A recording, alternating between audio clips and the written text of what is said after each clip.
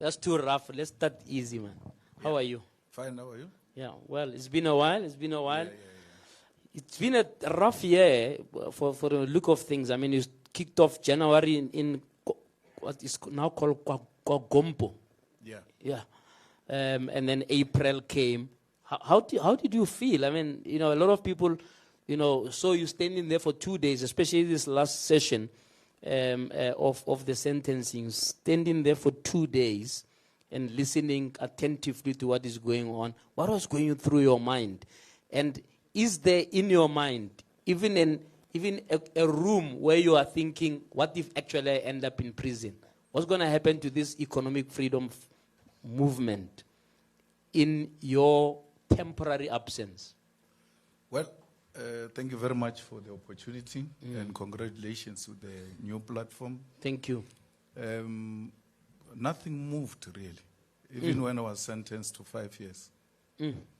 So when they do a lie detector, yeah, they put machines on you like this. And then when you lie, this finger, this one, moves without you giving it instruction. You even wish you can cut it so that you pass the lie detector. So this finger never moved. Because I joined the struggle so young, so much that I'm able to predict what is next. Because in her racism, she showed a dislike for me. And she didn't use the law. She used the feelings. So the law doesn't work like that. That's why we criticize you tomorrow, and to the following day when you are on the right side of the law, we agree with you. People say it's flip-flopping. It's the law. Unfortunately, it's not feelings. I might have a strong feelings about Pravin Gordhan and what he did to me. But you can't ill-treat him in my presence and treat him outside the constitution and hope I will agree with you. Doesn't matter how much I disagree with you. I don't work like that. So from the beginning, I just saw that we've got a problem. And that has been an AfriForum strategy, that you ought to charge him with everything and try everything until we get a racist judge who's going to send him to prison. Not because I did anything wrong, because you disagree with me politically and you are unable to persuade me. You decide to use the courts to fight political battles. But I'm happy that we are in a constitutional democracy where there is a recourse. I will go to the next appeal court until the constitutional court, because I must find justice. Why? Justice is, I'm being sent to jail for having discharged a firearm in public. It's a Criminal Procedure Act. So in a criminal case, there ought to be two versions. And the one who alleges has to prove beyond any reasonable doubt that this is what this guy did. So the state comes with the gun and says, you have shot this gun. They even give it a name. They describe it. And I come with the version. And I say, I shot a toy gun. And I give it to her. I say it looks exactly. It has got muzzle flashes. It has got the weight of a real gun. I give it to her. She's like, you can replay that if you got It's a toy gun story, your final answer. It's a toy gun, right? Then she says, this one gave this gun that I'm charged with. Actually didn't give me a gun. And then they remove that gun from the case. In Criminal Procedure Act, there are two versions. Once you remove this vision, only one vision stands. Which is my vision. Because the state was unable to prove beyond any reasonable doubt that this gun that is being described to have been handed over to me is the one that this guy handed over to me. In the absence of this guy, accused number 2, the gun is removed from the case. As I'm talking to you now, which gun am I being sent to prison for having discharged in public? Because that gun is not there. in the police custody. They released it.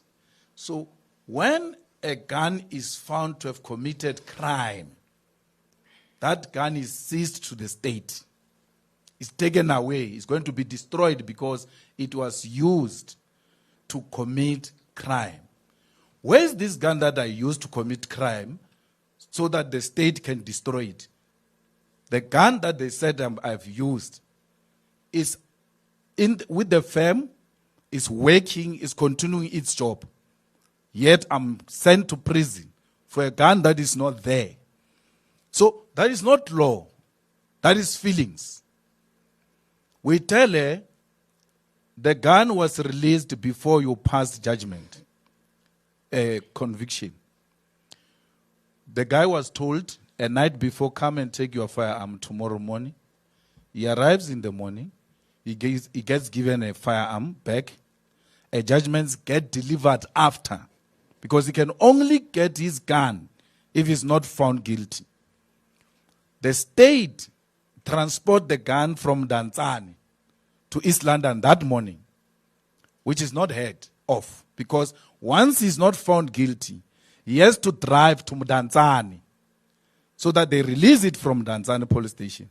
No, mine that I'm found guilty of is released at the back office of the court. But that assumes that the prosecutor knew the judgment before it was delivered.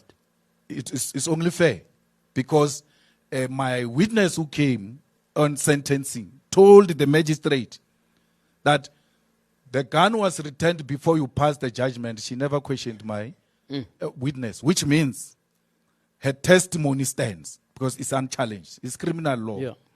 But the prosecutor did not challenge my witness who said, you gave away the gun. It's on record before the judgment.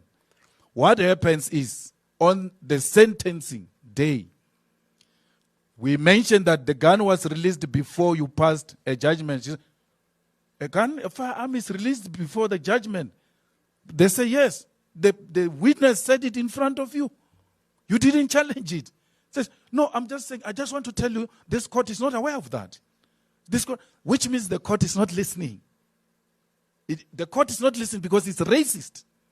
It doesn't care who says what. Then the prosecutor stand up to say, let me deal with this thing of the firearm being released. And then he explains. We say to the prosecutor, even if you gave him after the conviction, the not guilty verdict, you had no right. Because once it is used as evidence before the court, it is only the court that will determine what's going to happen to that evidence which was used before the court. You have no such a power. You abused your powers. That's why we wrote a complaint to NDPP now that the prosecutor abused his power in that he came into contact with the judgment prior and made this arrangement. And so on and so. That's why I'm at ease, because really she was not using the law. So the law and emotions can be in serious conflict. So in summary, right, you think that you would be able to be acquitted based on all those technicalities? It's not technicalities, it's a reality. Because there's no another case against me. Yeah. Because you said I'm given a gun. Yes, I was handed over a gun. You describe it. Then you're unable to prove it beyond reasonable doubt. The magistrate removes that gun from the scene. What are you left with? You are left with me alone. There's no any other version. What would there be an ideal sentence? And you know what happens? After we debate that thing in sentencing, that when she says, oh, I didn't know, then we argue that even if he gave him after, you had the role to determine what happens to that evidence. In a sentencing, she doesn't speak about that firearm, which she debated a day before. The following day, when she gives a sentence, that which was a bone of contention to her, that a firearm was released without her knowing, is not in a judgment because she can't answer it. Your legal representatives seem to concede that even if there may be, for lack of a better word, a case to answer, right? Or some kind of responsibility, the sentences must not be so harsh as to be ridiculous, right?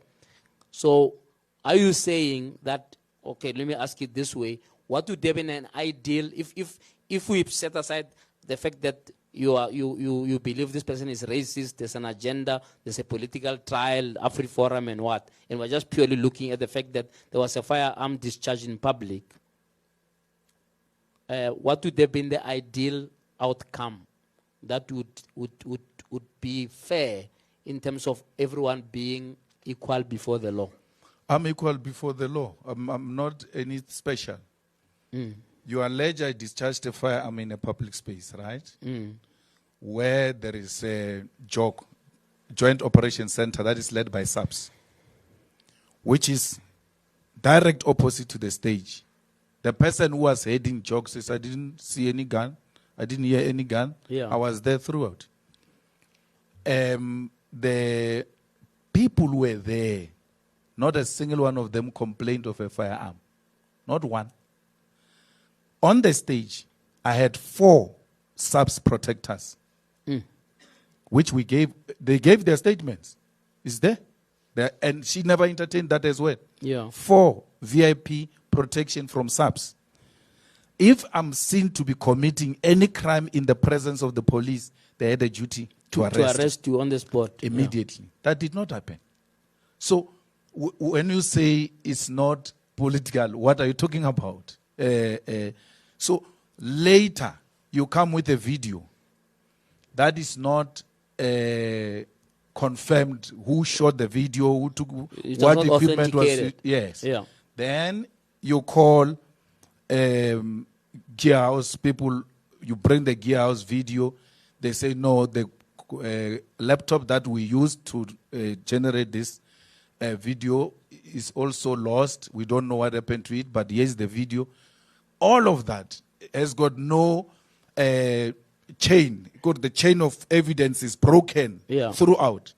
You don't care about that. You really don't care. Why? Because you've got a predetermined agenda. Yeah. And that has been my struggle all my life. Yeah. You said last week that you are a political prisoner. Yeah. I've been. Like you, like all of us. Those of us who come from township, which Dariganakom doesn't know. Yeah. It's reserves. They were designed so this whole case for was prisoners. Fake. This whole case was fake for 7 years. Yes. Because you have to do a judge hoping. Yeah. With a hope that you'll find a racist judge who will not listen. And they were very fortunate to find one. Let's say for whatever reason, the higher court says, no ways, the magistrate was right, you go on your way to 7 years, 5 years, and there are others are in parallel, right?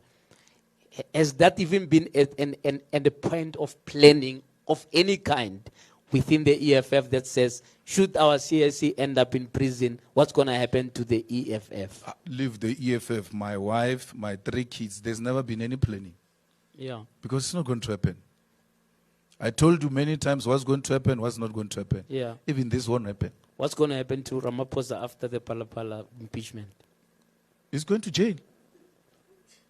He's going. Ramaphosa? No, he won't maneuver. There's no way. Ramaphosa is going to jail. It might not is happen there a now. history of that in terms of our legal system? I mean, just yesterday, the court has now said enough with Zuma, Stalingrad. Come 2nd of February, the trial is starting. It took 20 years, I mean, almost literally, right? Is there, in your view, a possibility that that's what Cyril Ramaphosa will try and do? Well, instead of going to jail, as you are predicting. That's why I said to you, it doesn't matter how long it takes. Jail is going. Only death will save him. But jail is going. Look at Zuma, 20 years. You can count so many years. He can go and interdict that judgment and then proceed with those appeals and what. Yeah. He will still have to stand trial. It's unavoidable. So it's a waste of time. What do you do? Ramaphosa, then people say, no, this is not about the president. Or it's about what? Because they voted against the panel report because it said Ramaphosa Yeah. must be Must go to subjected to impeachment. So Yeah. everything has got to do with Ramaphosa. Yeah. So that judgment, you might say, procedurally, they were saying the parliament did not follow procedure. Yeah. At the end of the day, it's Ramaphosa. But where the Constitutional Court now says, straight, it's like monopoly. Don't claim 4 rand. Straight. Go straight to jail. Straight to jail. It Yeah. says straight to impeachment. Not the speaker will determine whether there's impeachment or Yeah. they don't say many things. But what about Straight him taking it to impeachment. review? Because No, they did open that, but also that window. No, they say in the absence of the court order, no one can stop that impeachment. So the review is not a court order. No, a review is not a court order. There must be a judge, like Judge Ludwaba, who said the CR-17 is sealed in the office. There must be a judge who says impeachment is stopped until the review is heard. And that is unlikely to happen because that was a decision of a highest court You have to go there. You have to go to the highest court. to ask them to stop their own decision. You have to go to, because there's no lower court that is going to say to the higher court, your decision Stop what must you're not be doing. implemented. Yeah. No, you must go to the higher court. Ordinarily, president knows that for him to stop that thing, he has to Yeah. go to the Constitutional Court. Politically, is it strategic for him to stay in office and go through what will be really a brandishing of dirty laundry if the report, the Section 89 report, is anything to go by from a point of view of the allegations being made against him? Why do you think that he's insistent on going through this process? He's not even trying to go for an interdict at this point to say stop or wait until I review and then you can come in. You know, I was one of the people who advised Ramaphosa before he was elected ANC president. I said with him, his team had to call me because they had a problem with him on how he was conducting his campaign. I said with him and I advised him. I remember at some point he was questioning me about something else. I said to him, do you want to become a priest or do you want to become a president? And those guys were so shocked that there's someone who can speak to him like that. I said, in a discussion like that, we have to be honest with each other. Yeah. So in order to win a conference. Remember, we're stopping a Zuma phenomenon at the time. And I'm made to choose between the two devils, which one is a better devil. And I chose him and I advised him.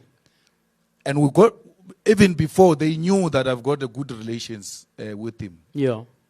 And then he just developed an attitude after these pala things. Yeah. Because if I still had that access, I would have said to him, this is how politics work.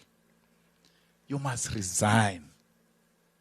Once you remove yourself from the scene, people lose appetite. For that impeachment even that process. Okay, let me deal with the impeachment. Yeah. Impeachment is not about 2/3 majority. Impeachment, it's a court process. You are worried about 2/3. That's no issue. Comes at the end. Right at the end. We don't want that 2/3. Yeah. You can keep it for what it is. We're going to put Ramaphosa's workers there. If he doesn't resign, it means he's fighting. Therefore, we'll have to go and sit in that committee and fight. We'll have to put Ramaphosa's workers there. And they'll tell us all the stories. Even the ones you don't want to hear, you don't know about them. That's how workers work. You know, JJ, but we lo utswa tšhelete gana kua polaseng. Bola nnete. Are tšhelete e thomi utswiwa. It's not for the first time they steal the money there. You remember at what year? They tell stories, workers. Yeah. There was once money stolen there. And Vuyani was accused. Yeah. They beat him to death. There is his shallow grave in that farm. You are going to get what you are not looking for. That's what Madlanga is dealing with. Yeah. That's what the other committee is dealing with. We are looking for drug cartel. We are now dealing with Nkosi. We are dealing with useless things. But we were told the country is run by drug cartel. Yeah. but we're dealing with something else. That's what impeachment is going to do. So your advice to him would have been to resign in order Once you resign, not to have this dirty linen. and you know why I will not sit in that committee if he resigns. Because remember, that Louis guy you're talking about of the DA, Yeah. so uneducated, typical whites, right? He says, no, he must not resign because if he resigns, he won't sit on impeachment. Because listen to this fool. You can impeach a former president. When Ramaphosa resigned, the impeachment doesn't stop.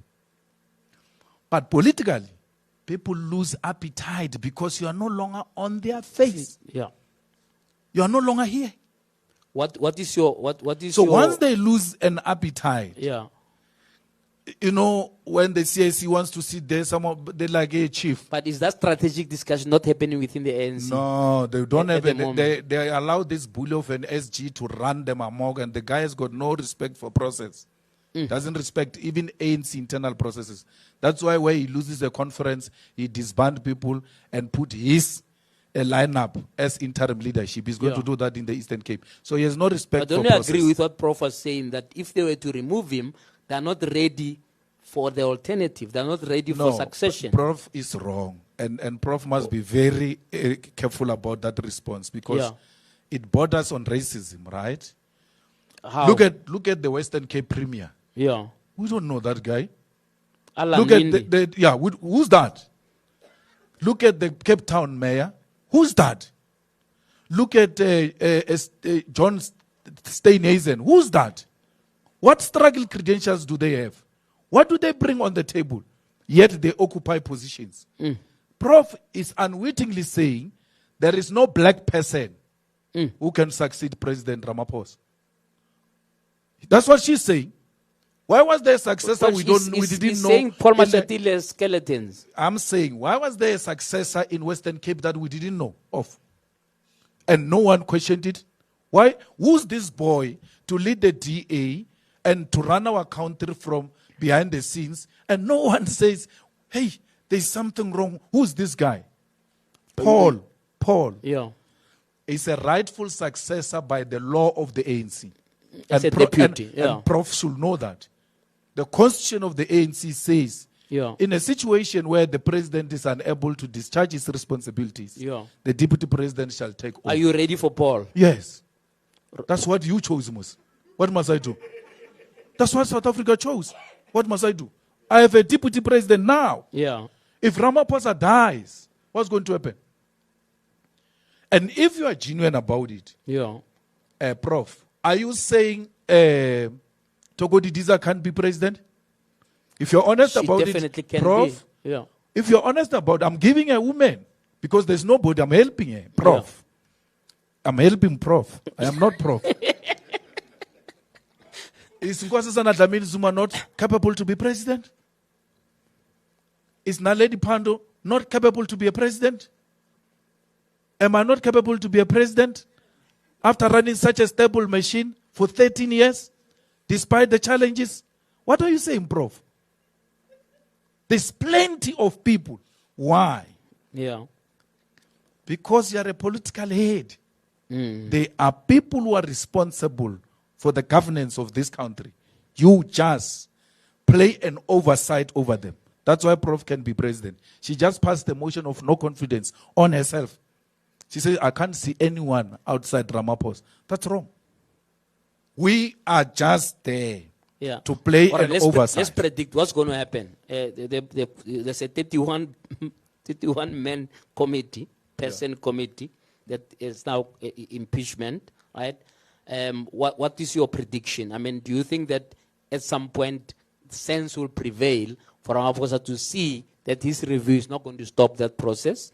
Nor will it make that process better or lighter? Because remember, what he's gunning for, or hoping or praying for, is that some judge will say this report is rubbish, therefore it will stop the process. That judge will have to face Maya, not me.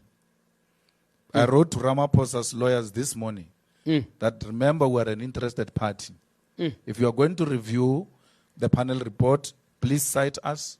If you don't cite us, we're going to apply that we must be joined to that case, and we're going to demand cost. from you, because we warned you that everything you do on Phala Phala, you must pass So here. you want to oppose the review? We're going to oppose the review, Yeah. and then we are going to oppose any possibility Yeah. of interdicting the process. impeachment. Yeah. Because those are two things. Review has got nothing to do with impeachment processes. Yeah. Yes.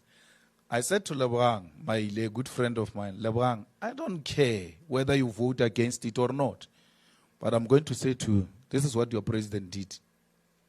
And the evidence is so overwhelming. Use your politics and your numbers and your conscience to decide what you want to do. Let them vote against it, but let the truth come out. Yeah. And we'll bring the truth out. It's not about, and that's what judgment number 3 says.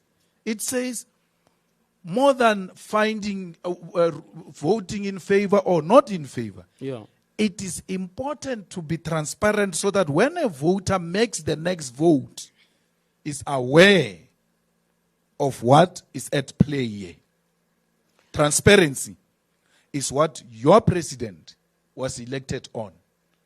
We were told he's the most transparent man, is going to bring accountability, and so on and so forth. What he did since he came into office was to block transparency. That's what he did. He has been seized with blocking transparency, either using majority, now using the courts, because majority are not going to work now. The numbers have shifted. What do you make of him firing Tolashe yesterday? Do you think it's He's got no moral standing to even talk about Tolashe. We're at the highest level now. When he leaves, Tolashe goes. It's automatic. When the president resigns, the cabinet gets dissolved. Yeah. So why should I be worried about Tolashe? It's like taking me to concentrate on cockroaches when I'm confronted with a crocodile. Yeah. I get all of them through him. It's not only Tolashe. Remember, they say Maruping. What's Maruping's name? In the presidency. They say she also, it is alleged, received the she also received cars. Yeah. There are many of them. But in that cabinet. it's not firing that one. No. It's not firing Steenhuisen, despite the fact that cows are dying. And Steenhuisen has got no plan on how he's going to save the cows. Remember, it's not just about cows. It's food security. The issue of foot and mouth disease is food security. Direct threat to food security. A minister is not in any capacity to deal with that matter, but he stays. We are run by crooks, if you listen to Madlanga. It doesn't care about us, and then don't create an impression with Tolashe that you must be seen to be doing something. It's very interesting in terms of ANC internal dynamics. Because Tolashe is Mbalula's person. And Tolashe belongs to Krisani faction. Gwede and them. And he went directly there. Unless he got consensus from them that let's use here so that we shift focus from you. Yes. And then we concentrate on it. And that's what all of you are doing. You are falling into that trap of moving from him into non-entity. I wanted to go to this one saying we're led by crooks, by the Madlanga stories, that he didn't bother even after the first report, which we still haven't seen. I don't know whether you have seen it. That he's not firing the Minister of Police, who's sitting at home earning a salary of millions, close to almost a year now. Right? What do you make of this whole Madlanga thing? Does it put a big question mark on the rule of law in this country? Because it looks like stories are getting worse about what the police are busy with instead of busy with securing the country. Yes, I think, like I said, we are losing track of what we are looking for. We are looking for criminal justice system that is run by a drug cartel. That's what we're looking for. We've been concentrating on shenanigans of police. Correctly so. It's within the terms of reference. And then we'll go to municipalities and so on and so forth. We went to Mkunu, we're done. Where are the prosecutors that we've been told have received brown envelopes from out? You mean the judicial system allegations? The criminal justice system. Yeah. Because the allegation is that police, the prosecutors, and the judges Are all in the are pockets all of the in the crooks. pockets of a drug cartel. Yeah. We are not getting a prosecutors. We are done at the ad hoc committee, by the way. We never received any prosecutor. We are done at ad hoc committee. We never received any judge. That's why me and Skosana were fighting. He says, yeah, call judiciary here. I'm saying, Skosan, there's no person called judiciary. Give us the name of a judge. Of a judge or a magistrate. Then he says, yeah, Julius Malema used to criticize judges. Judge, leave Julius Malema. You are saying judges are involved. Give us a judge. So we have not gotten into the real capture of the judicial criminal system here in South Africa. We all know police have been involved. We all know police have been involved. And we didn't know to what extent have they been involved. Now we are exposed to that. All of those police that are involved must face the consequences of the law. They will, by the way. Even under Cyril, they will. Why? Small fish. I mean, look at Nkosi. What is his rank in the police? Some what warrant, what officer or something. Who will not arrest Nkosi? What are the implications of arresting Nkosi? So it will be easy to arrest the police because it's a small fish. We are not getting the big fish into this matter. And I don't think we're being successful as a result. We're being excitable. We're being excited by being given this one. I mean, they brought a guy there called Zeh Nguman. We're all excited because they said he knows Julius Malema. That's why we're being excitable. We're just being excited. We lost the plot. It just took one press conference for me to say, Zeh is not my son.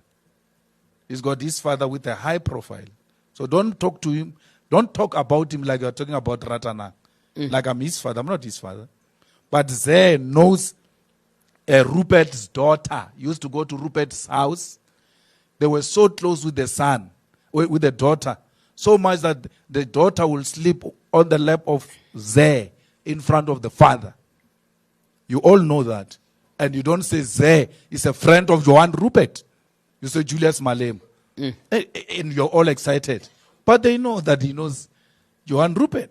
So they throw things that are going to excite you to move you away from what was the real issue when we started this process that we've spent so many millions on it. So really, I can tell you that thing has been moved from criminal justice system into police inquiry. In summary, if somebody were to listen to you to say, what is the solution? You are now in government, or they bring you into government, they make you minister of police, and then you've got this Madanga report so far, or even if it's not a full report, but what you have heard so far, what would be the one or two things that you do to intervene, to stabilize right at the top? Because now a lot of people are saying, why arrest the National Commissioner for PFMA, which half of all those ministers are guilty of?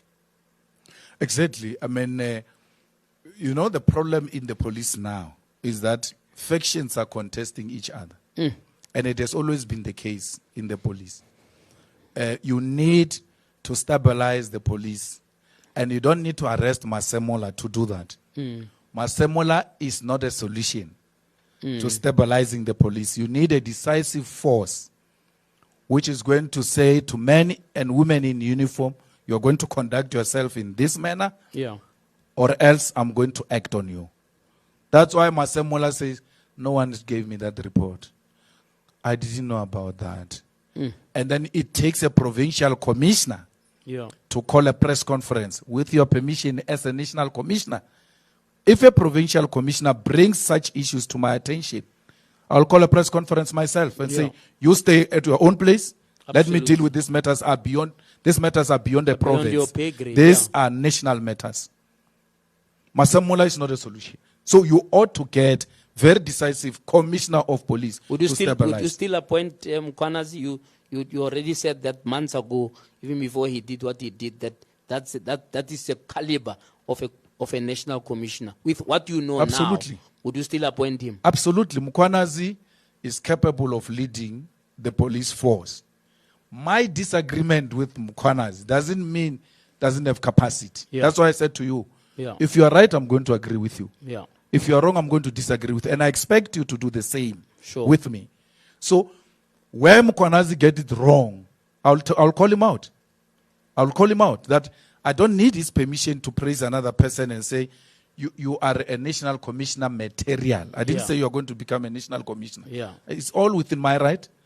It is within my right to say, when Mkhwanazi says, I met Khan through Malema, creating an impression that I was looking for him. I never looked for him. I was told by Khan that Mkhwanazi is looking for me.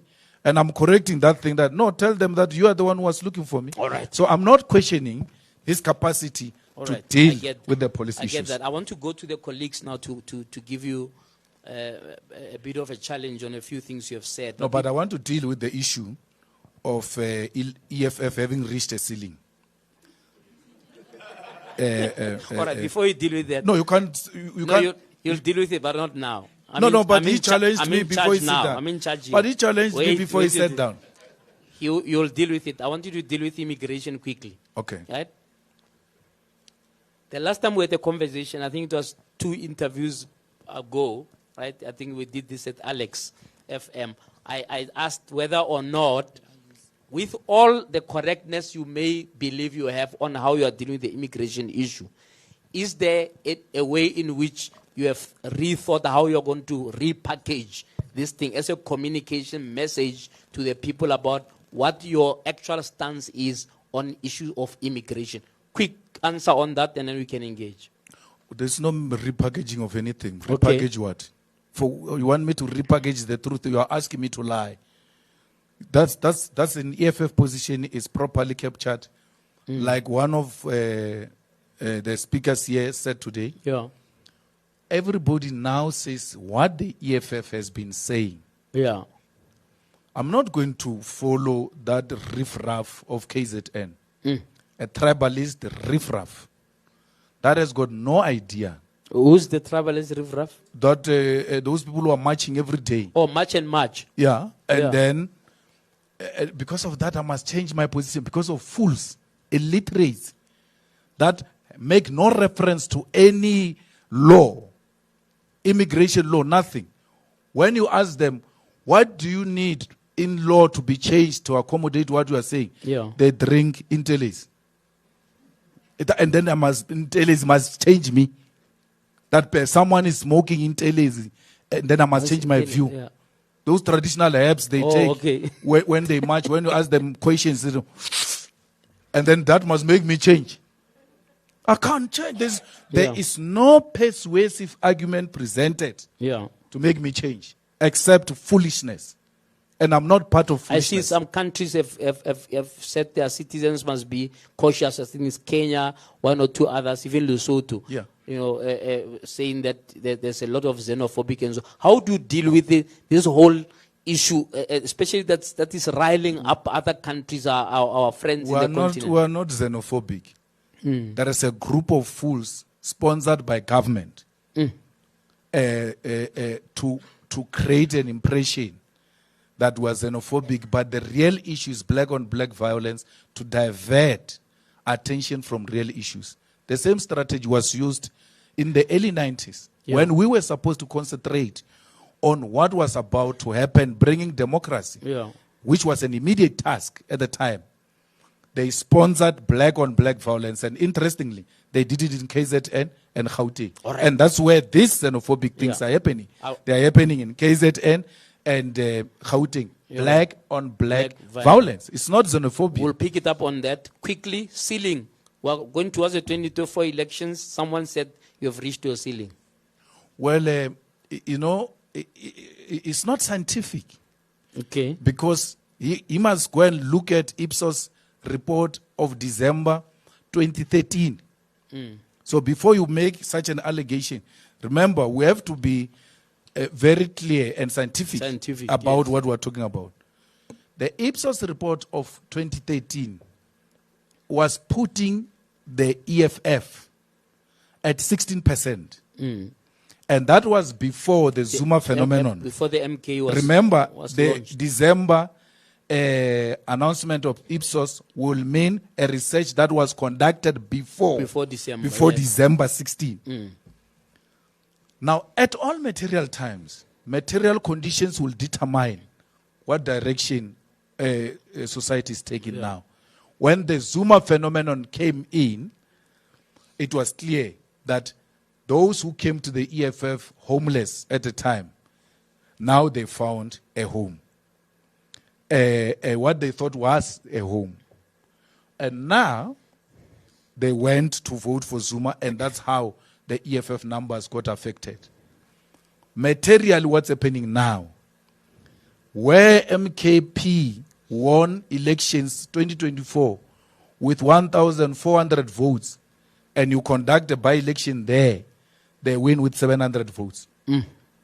Which means people are beginning to realize that we thought we found a home, and there is no home there.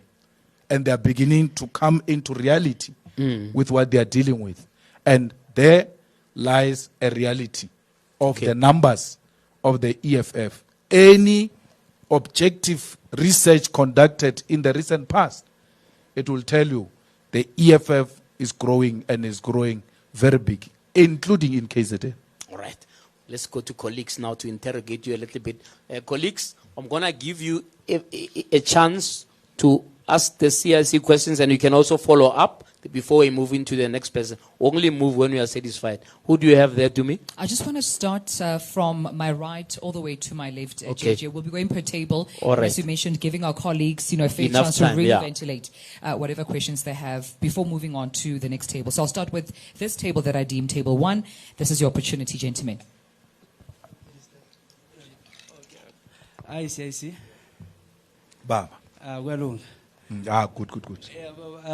Please introduce yourself. I'm Tsopang Muloi, currently part of testers that is unemployed.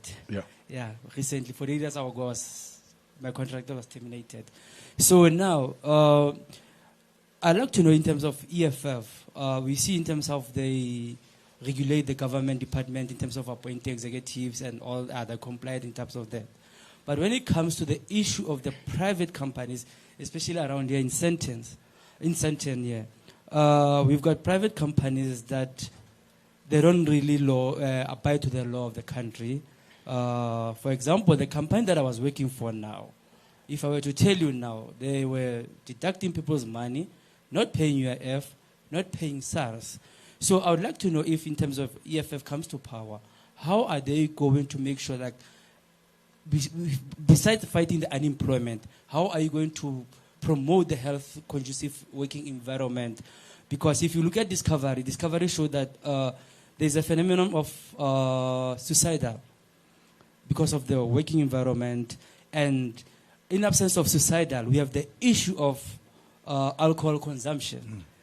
It's driven by the issue of not necessarily only unemployment, but the issue of the working conditions that we find ourselves in these private companies. I will park it there for now. No, thanks very much. I think let's start with the first one. Your issue is very specific. And we don't have to get into government. You know that. You have to just talk to Vianney after this. We'll attend to it.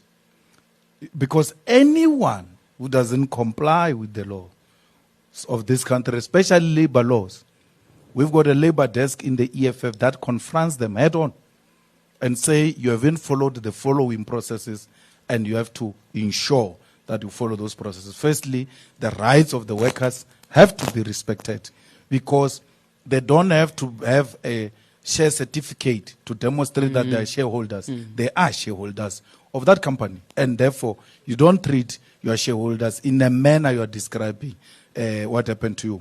So many young professionals around Sandton have received help from the EFF, where they get ill-treated, especially by the so-called private sector, which thinks they can do as they wish. So be rest assured, we don't need to be in government to deal with that. But by the way, we're in government. So where you are now, you are under the EFF government with an MEC of finance, young man, highly capable. For sure, you had him articulating the budget of Gauteng. There was not very articulate. Yeah, and you can see that there's just very good capacity in the EFF, and we are giving it that exposure to deal with those matters. Yeah. All right. Right. Before we move on, table Let's one, go to all table satisfied? two. All right, let's move to table two. Mr. Malema, as I mentioned earlier, the EFF seems to be quite... Please introduce yourself, Mike. Mike Sham from the State of the Nation podcast. The EFF seems to be quite committed to killing farmers. I was just wanting to know if you have a program, how you're going to do it. Is it going to go region by region, alphabetically? Have you got some kind of plan for how you're going to start killing those farmers, just so that we know what's on the agenda? Well, firstly, as a podcaster, you ought to be a very knowledgeable person, because most of you call themselves podcasters, and then you're just saying the most irrelevant and issues that can't be proven anywhere. As a podcaster, if I were to ask you now, show me a policy of the EFF where they are committed to killing farmers. Where is that commitment? Where is that policy of the EFF? You are part of the problem because you are engaged in scaremongering. Rightfully so, because you are a beneficiary of it. You have no problem just lying right in front of the so-called state of the nation. You are lying. There's no such a thing.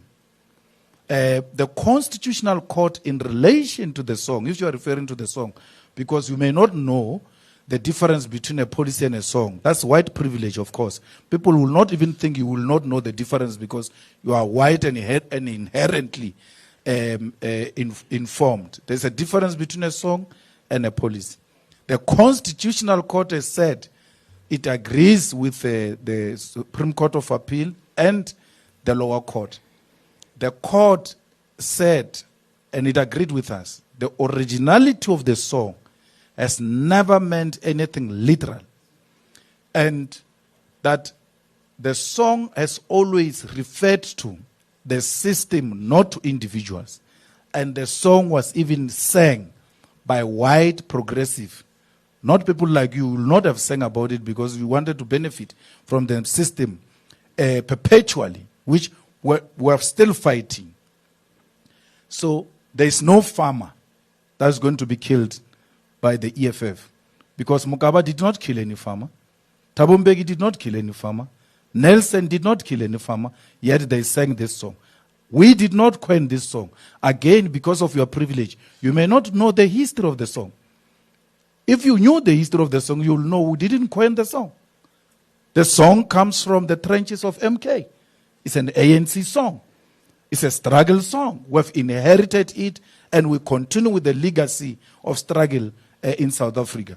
Why didn't you ask ANC, when are you going to start killing farmers? Because you have been singing this song for too long. You know that your conscience is very clear. Your conscience knows that you are lying and you are engaged in scaremongering. And it's wrong. Don't only say conscience must apply to politicians. It must also apply to you, ordinary people, that you cannot go on a public platform and lie. You are not different from those who are going around saying there is white genocide in South Africa. There is no white genocide in South Africa.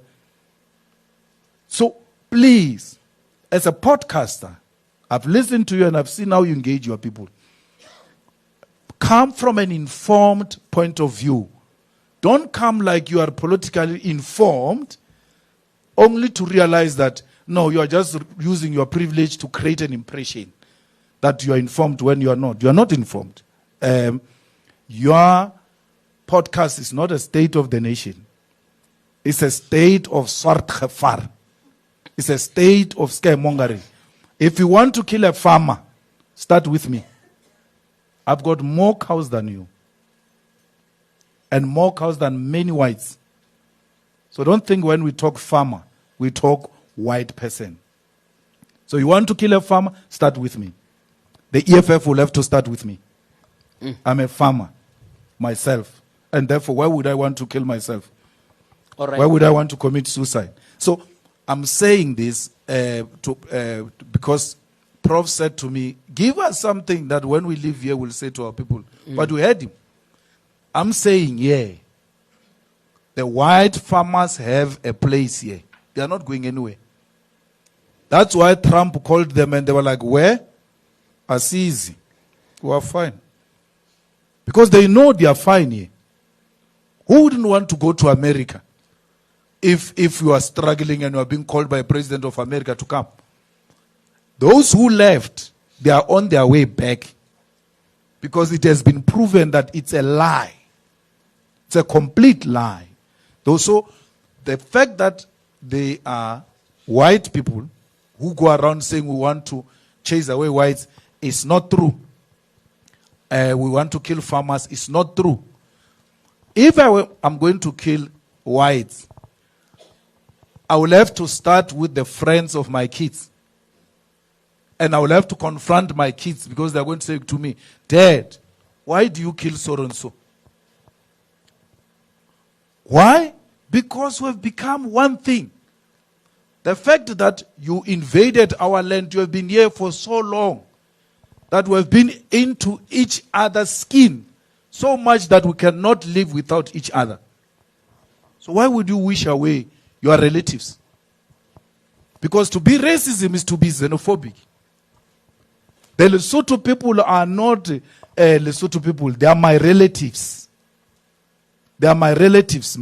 There's no one in the Pedi culture who will not trace themselves back to Lesotho. If you go to Botlokwa Mantata in Limpopo, those Botlokwa, their real surname is Mantatis. It's not Mantata. Because Mantatis, when she left Lesotho, she went to settle in Botlokwa. And she changed the surname, not changed it, just twist it around so that she can be accommodated in the area of Bapedi. And then that's why those Mantata people are called Batlokwa Mantatis. So when you say the Lesotho people must be killed, you mean my relatives from Botlokwa must be killed.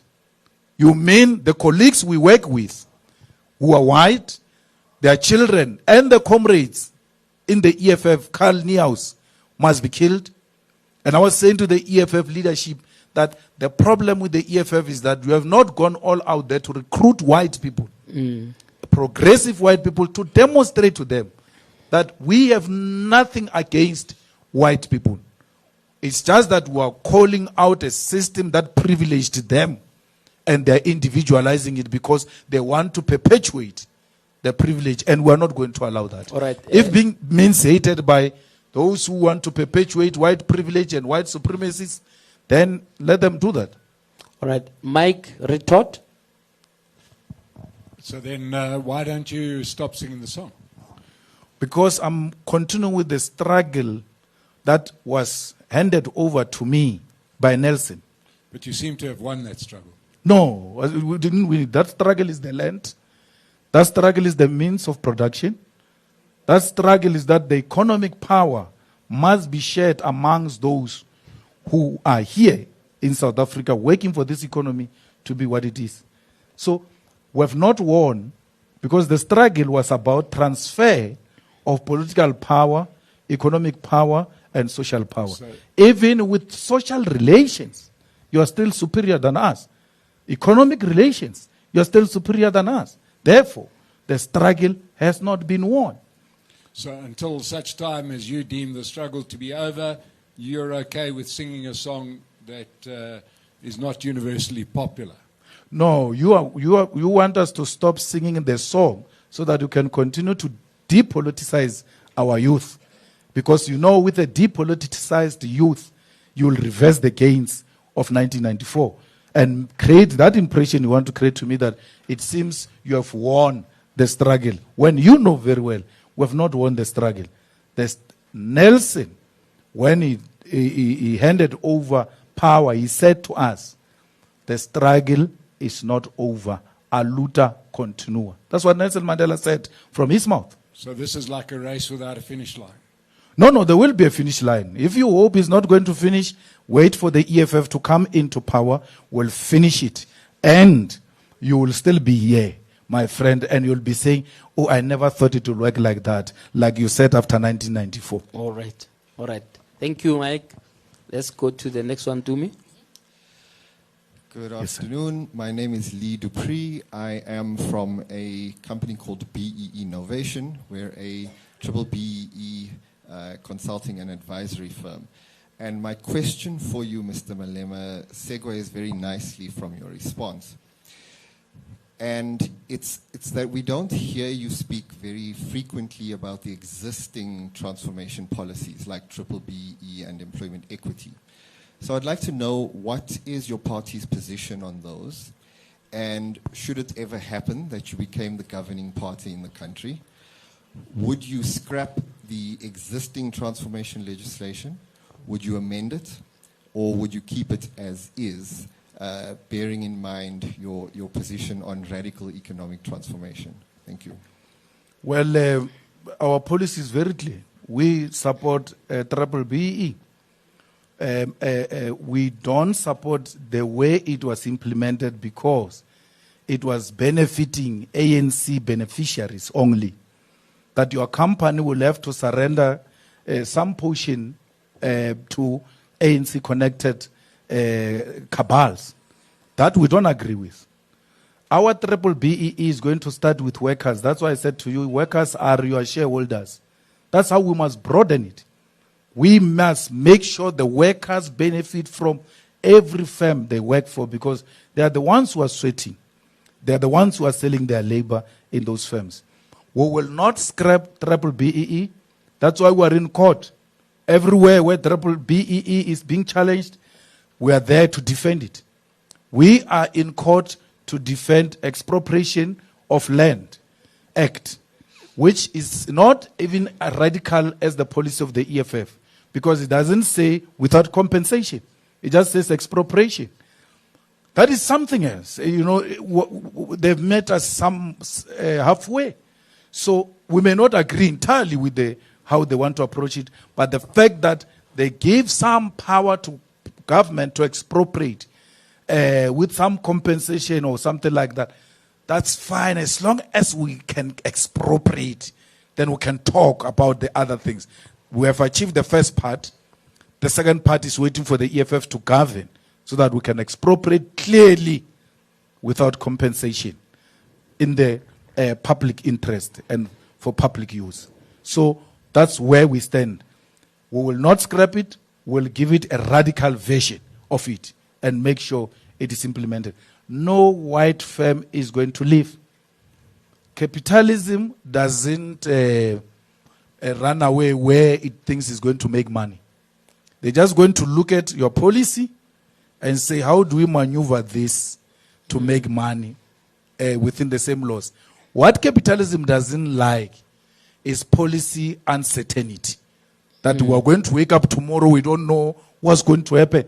As long as they know the policy, they want to work, how are we going to navigate profit within the same laws? So the white people who hate the EFF say, because our policies are the same as the ANC, by the way. Our policies are ANC policies, but the radical version of the ANC, not the Ramaphosa's version. Because let's go to the ANC. ANC says expropriation of land without compensation, by the way. But you choose, you say, if you go into alliance, into coalition with EFF, it's a doomsday. But you go into the party, into coalition with the party that has got the same policies as the EFF. Yeah, and from the recent conference. Yes. The resolution on land. Ask any question, Prof, on policies between EFF and ANC. We are aligned. We are just the radical version of it. But the policies are the same. So what are you using to determine the doomsday? Because the doomsday is policy. Where we governed, nothing became doom. We were in Ikuruleni. Everything became bloom, not doom. When we left Ikuruleni, everything collapsed, became doom. We are now in Gauteng. We are MEC of Finance in Gauteng. What is doom? Which investors disinvested in Gauteng because MEC of Finance is EFF? It's a lie. And those who are saying, no, if you go with the EFF, investors are going to run away. It's not correct. It's a lie. So, we have demonstrated everywhere where we governed. I was saying to the colleagues outside before we came in here, that do you know we started governing this country from 2016? When we said to when the ANC lost the metros and we said to the DA, take them. Because we said to the ANC, let's share the metros, they refused. We said to the DA, take them. From there, we started influencing the policy of this country. Mashaba was a mayor of the EFF. It's not a lie. He couldn't make any move without the EFF, and he was DA, by the way. Mashaba's policy on the insourcing. Someone says Mashaba became a mayor. Within a year, he hired so many people. Those people were hired by EFF. Go into the records. Why do you want to become analysts that don't read, don't research the recent history? We said to Mashaba, we're not going to vote for this budget as long as it doesn't have insourcing of security guards. That's how we hired the security guards as the EFF. We took Mashaba to Elias Mutwaledi towards Soweto there, next to where the Freedom Charter was adopted. We showed him Cape Town. We showed him the area. And we said, these people don't have toilet. He was shocked. And he couldn't move since those times as a mayor without bouncing back to the EFF as to how do we move on this one. Now, the white people who hate the EFF tell the truth. They say, we will not choose the EFF not because there's anything different from the ANC, except that the leadership of the EFF is intellectually superior to all the parties you can think of, including the DA. There's no party in South Africa that can intellectually match the superiority of the EFF. And they're scared to get those people because these people who hate the EFF say the EFF will do what they say they will do.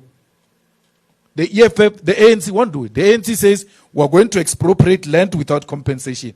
We vote with them because we know they won't do it. The EFF says we're going to expropriate land without compensation. We don't vote with them because we know they will do it. So we're being punished for doing what we say we'll do. And that's in relation to BEE. We're not going to do it when we're in government. We're doing it now. That's why we don't support Elon Musk. He must comply with the laws of this country. Otherwise, he must not be attended to. It doesn't matter how much lies he tells about us. We must never surrender to a lie. It must be deliberate to empower black people because it was deliberate to exclude them. It was by policy to exclude them. Right. And it must be by policy to include them. Right. Lee, retort? I agree with you on Elon Musk.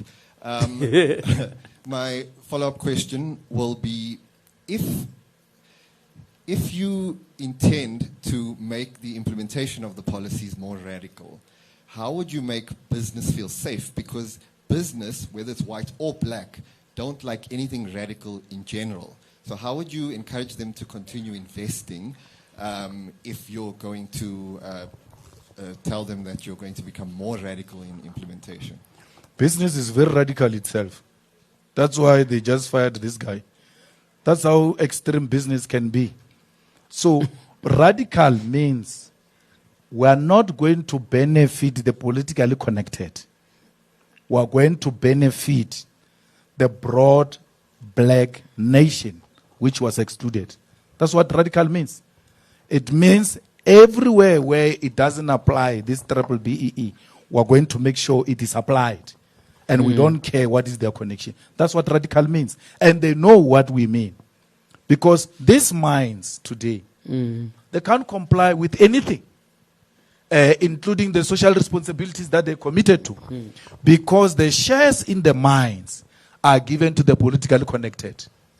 When the masses say, but you committed to build a clinic, you committed to build a school, the politicians are used to go and suppress those masses and to leave that mine alone. It will not happen in the EFF. You are going to give, if you have that politician with you, those are your own issues. Deal with them. But the portion that you said you are going to give to the masses, you are going to have to give it. There's no anywhere in South Africa where there could be a mine without a tar road. And a proper tar road that is the quality of Sanral. I saw Patrice Motsepe doing it in Skukuni, in one of the mines, building a proper, beautiful road in Skukuni. So we want the same everywhere. He was talking water in that mine in Skukuni, Mudigwa, for the community. I've then made follow-up. But that's what we want every mine to. When they say there's a mine that is going to be opened here, there must be happiness by everyone. That's what broad-based means. It doesn't mean these crooked arrangements of politicians benefiting on behalf of the masses, that you must watch us eating and you must be full. All right. Thank you, table 2. We'll move to table 3. Tulas. Good afternoon, JJ, Mr. Malema. Ba. I'm Tulas Wesemelani. I'm a broadcaster and candidate legal practitioner. Mr. Malema, I've got 10 questions for you. But in the interest of everyone, I'm going to ask a very basic and foundational question, and then what I consider to be my most pressing of the 10. Okay. Then you and I can engage in future. My foundational and basic question, it occurs to me, Mr. Malema, that values, not that it occurs, values are important. That's why our constitution starts there, laying out the values that say, if you don't stand for something, you'll fall for anything. And in politics, there's a lot of caricaturing and bastardization of positions. And it occurs to me that we've been engaging with you since your political career started. And I suppose, unless someone else has asked it, I've never asked you the basic question of your values. What do you believe in, you, not the EFF? We engage with your policies all the time. We question your tactics in politics, but I don't believe we've ever asked you, what are your values? What do you stand for? People sometimes accuse you of flip-flopping, etc. What do you stand for? What are your worst fears? What motivates you to connect with the policies and tactics and the beliefs of the EFF? Then my follow-up will be my most pressing of the 10 questions. My values is equality.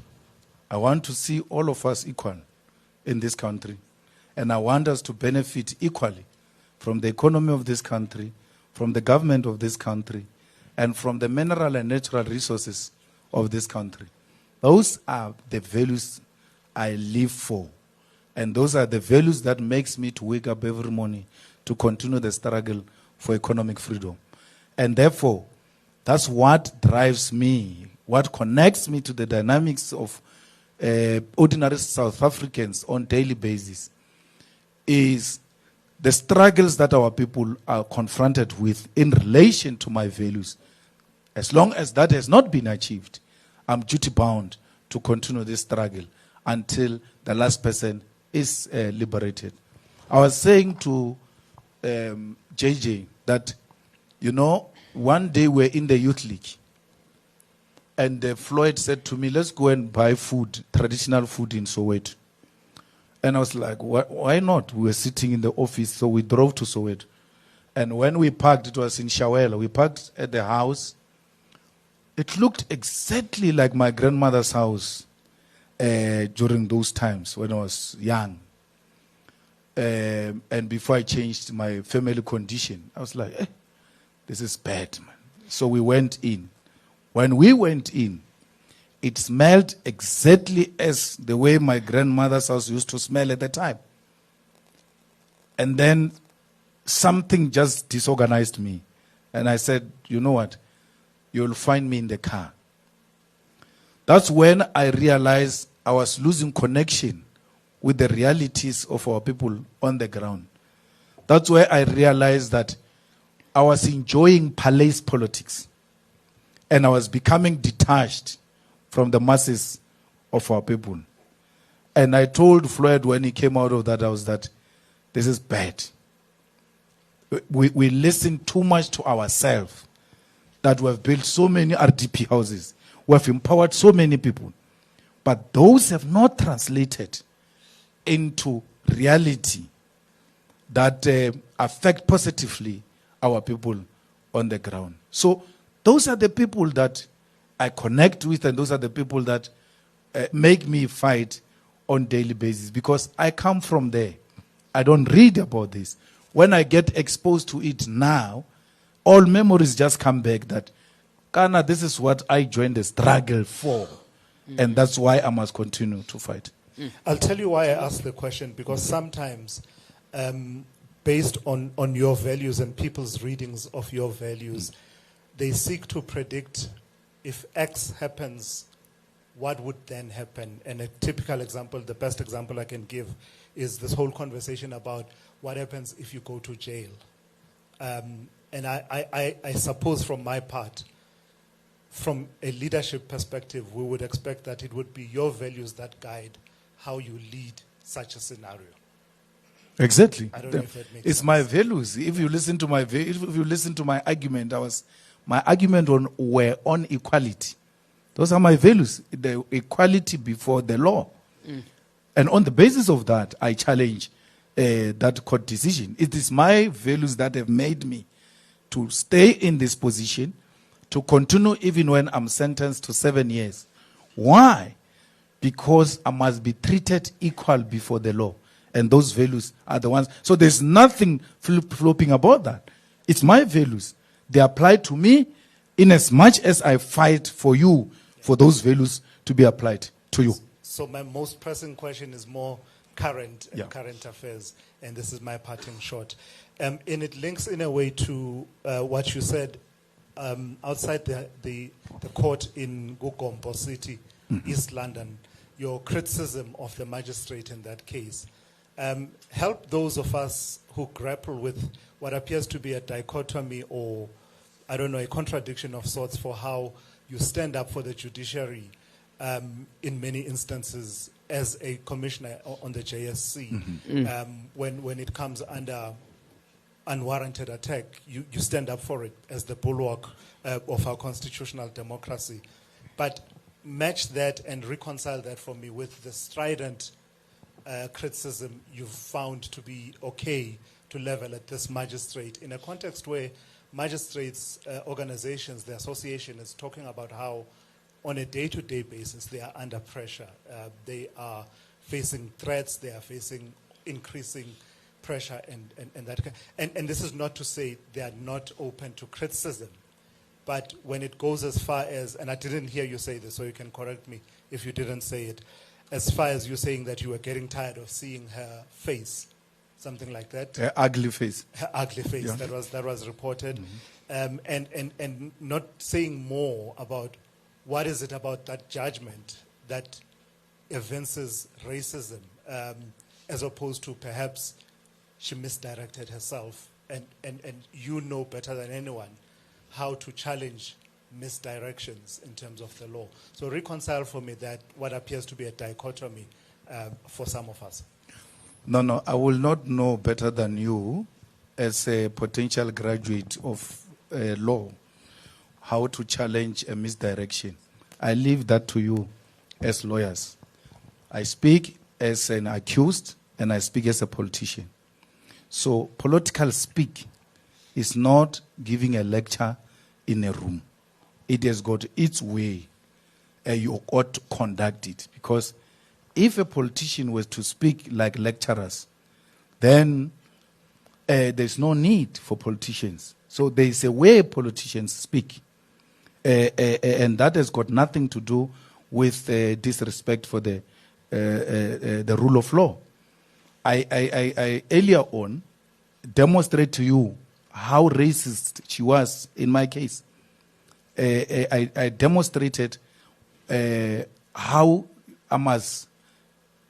justice must be done to me and how I must see it being done to me. So, and that's why I've seen injustice meted to me, and the basis of that and rationality behind that is racism that is advocated by AfriForum. Look at Ngogai Tobi when he mentioned AfriForum, how she reacted. It was not her reacting. It was the subtle racism in her that reacted. So if you need anything, go and look at her. You couldn't speak about AfriForum in front of her. She was not prepared to hear about AfriForum. And why is that not racism? So a magistrate that rules based on political views and personal feelings has got the right to fear for her life. But a magistrate that rules according to law, and you want to kill her because she ruled according to law, she must be prepared to die for the laws. And say, I don't care, I didn't do anything wrong. I will die with my conscience very clear that I used the law to convict this person. And therefore, it doesn't matter what they say. But once you use other things outside the law, you've got all the reasons to fear. I protect judges everywhere, magistrates everywhere. But I criticize judgments by magistrates, which is allowed. The judges are not above the Constitution. They themselves are a product of the Constitution, including the Constitutional Court. Constitutional Court is not a constitution. It derives its existence from the Constitution. And it has got a duty to respect the Constitution. And the Constitution says to all fear, all are equal before the law. And that's what I'm challenging. And those are my values. So I'm not acting outside my values. And that's why I said to you, this finger did not go up when she was doing what she was doing, because I knew this is not law.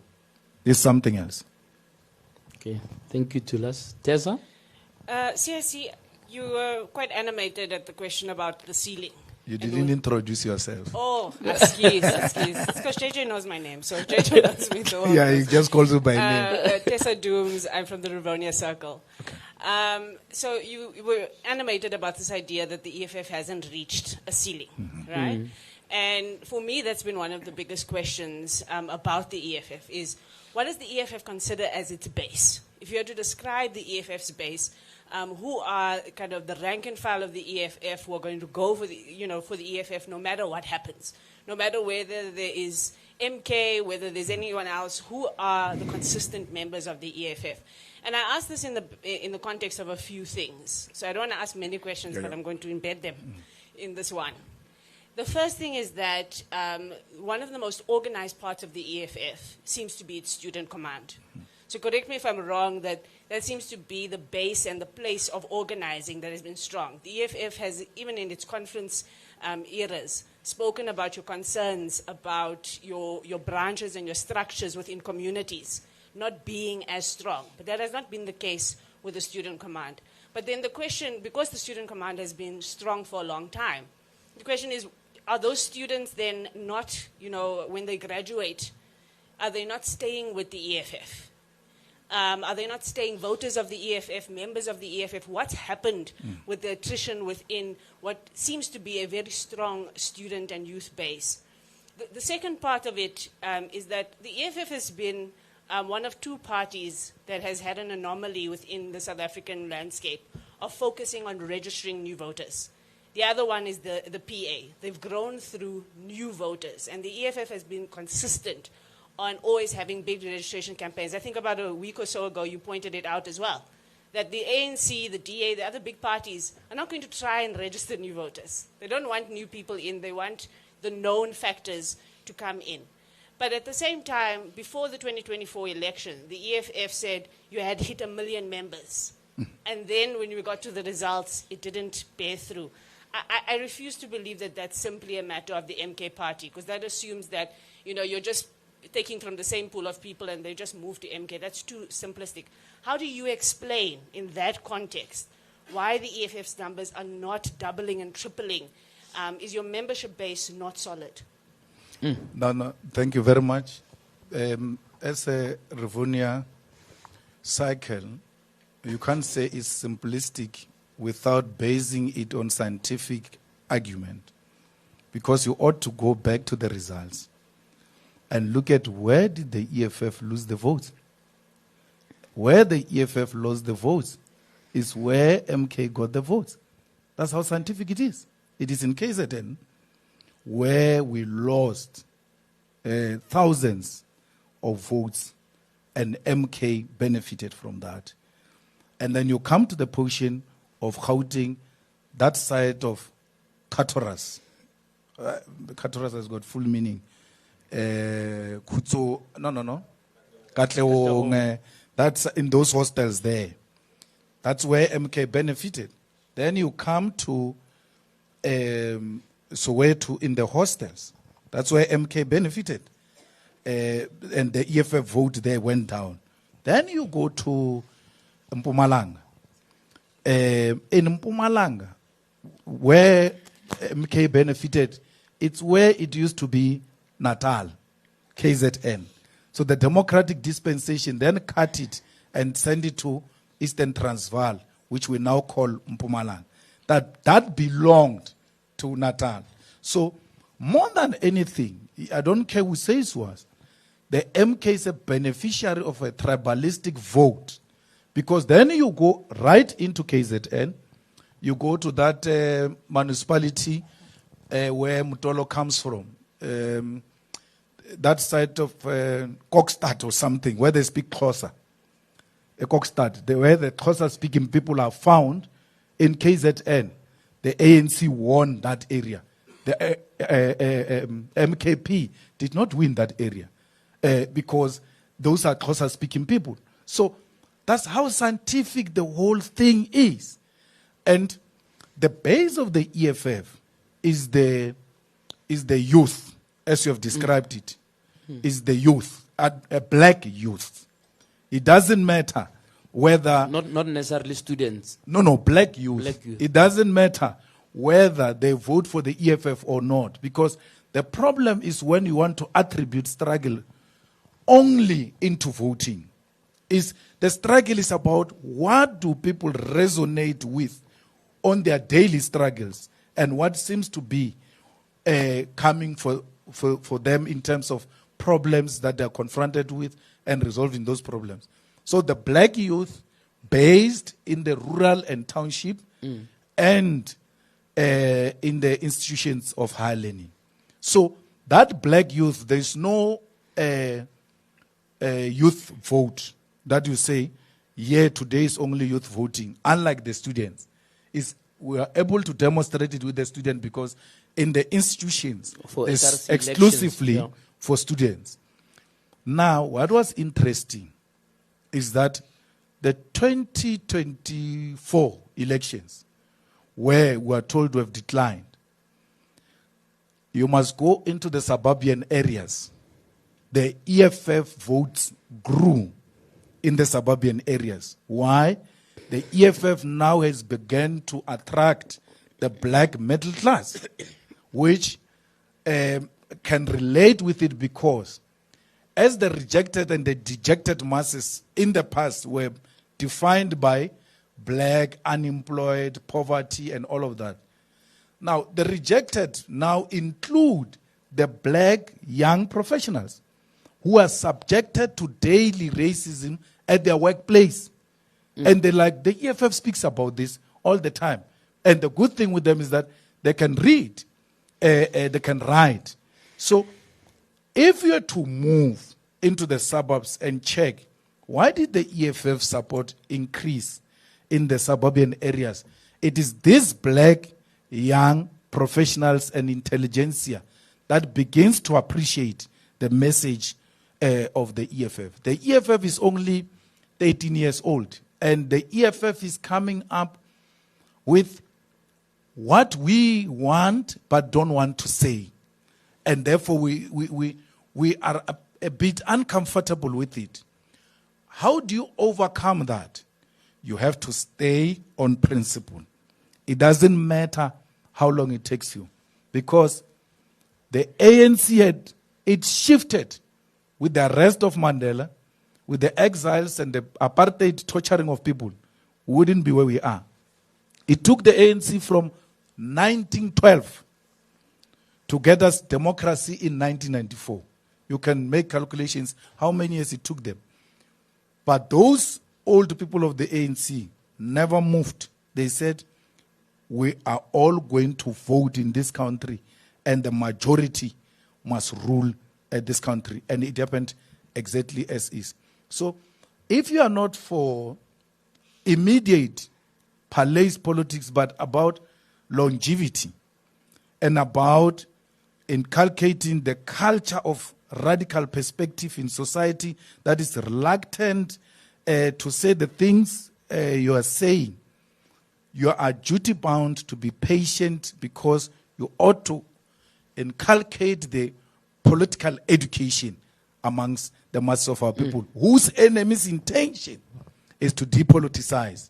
Remember, they sponsored Twitter, sponsored media that attacks the EFF daily in an attempt to depoliticize society, because the EFF looks like it's going to win in politics. A politically conscious society cannot allow the minority to preside over their affairs without taking a political stand that this has to stop. Tessa, you Quick retort? rebuttal. Quick retort. But that's exactly part of my reasoning around the MK thing being oversimplistic. In that if you are building strong structures, if you're building a politically conscious organization and base, then hopefully they are going to be able to resist the coming in of a tribalist party. So just the quick answer is, or the quick question is, how do you then intend, and what does the EFF need to do differently about the way it organizes itself to make sure that it resists those outside challenges, but that if you're getting votes in suburban areas, that you're actually organizing those people on an ongoing basis and not just hoping that their consciousness hits them in the ballot box? You know, there is a difference between ideological politics and electoral politics. So you asked me numbers when you used electoral politics to say you are being simplistic, because you are not talking about how you are going to politicize these people. That's why I'm dealing with both the ideological perspective and the electoral numbers. But this is how the numbers worked. But ideologically and politically, you ought to resist the electoral political outcomes, because you have a mission. And that mission is you have to build stable structures and politicize those structures so that they can politicize society, and they resist this kind of depoliticization of our society. So all we do is to build structures. That's why we've got a youth command that you are saying maybe after they leave university, they get lost. You, again, go and look at the composition of the EFF leadership, nationally, provincially, and sub-regional level, and the branch level. Go and look at public representatives of the EFF. The most articulate and those people who have taken the position amongst their peers in the EFF is the student command products. And therefore, as a demonstration that we are not losing them, and that's why I was speaking to them the other day, I was saying to them, you have to appreciate that before you're a student, you are members of society. You ought to appreciate the challenges that are confronted by society. So you need to go back and fight those challenges in your communities. So we are the party that has sustained its constituency and has sustained its membership and has managed to integrate a generational mix within its membership and the leadership, including the gender question. Remember when we were coming up as the EFF, we used to be criticized that we don't want women, we do this and all that. Today, there is nowhere where the EFF is not led by women. The other day I was sitting at home, the council collapsed at Ikuruleni, and then the EFF had to give responses to what happened. And I'm watching a TV, 3 women alone articulating a position of the EFF. It happened again yesterday when we walked out of Parliament. A woman was articulating a position of the EFF. All the sub-regional conferences of the EFF, sub-regions means municipality, at the municipal level.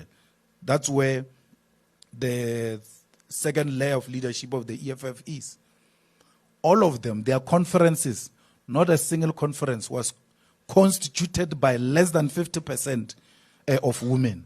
And the policy of the EFF is that there must always be 50% representatives of women. And there's no story of quality, there's no quality. Quality, you build it. If you find an RDP house that is given to you by the ANC, you can't refuse it because it's not quality. You take it and say, I will build from here, but these people, what they gave me is not quality, but you then get those quantity and transfer them into quality. And that's what we've done with the Youth Command. The loudest positive voice in Parliament of the EFF now is Sikhe Lonzi. All of those achievements we have made, they were led by the convener of the Youth Command. You're talking Naledi, you're talking Vuyani, you're talking Snao. Those are the Youth Command and Feast Must Fall products that we have sustained. The ANC brought some lady there to counter Vuyani of Feast Must Fall, and then they realized she's not doing what she was brought there. I don't know where she is. We are the only ones, if you're looking for the Feast Must Fall and you are writing for we are doing a documentary, come to the EFF. That's where you'll find them. That's how we've sustained our youth in the EFF. All right. Thank you, Table 3. Table 4. Oh. Thank you. Good afternoon. My name is Mtunzi Mdwaba. That's Professor Mdwaba. A rural It's boy. not the one who was fighting in Mbalula. That's the one. Oh. Yeah. A rural boy and a business activist. Sure. I refuse to be distracted. Yeah. And congratulations, JJ, on finally being in control of your narrative. I think it's about time. And just as a by thing, because you ended with Feast Must Fall, this man got me into a lot of trouble when I was chairing the University of the Western Cape Council during Feast Must Fall. I got into big trouble because of him. But I also have quite a number of questions, but I'm going to leave them, and I'm resisting the temptation to go into some questions that I think you refer to as cockroaches. I'd rather deal with the crocodiles. I think it's far more important.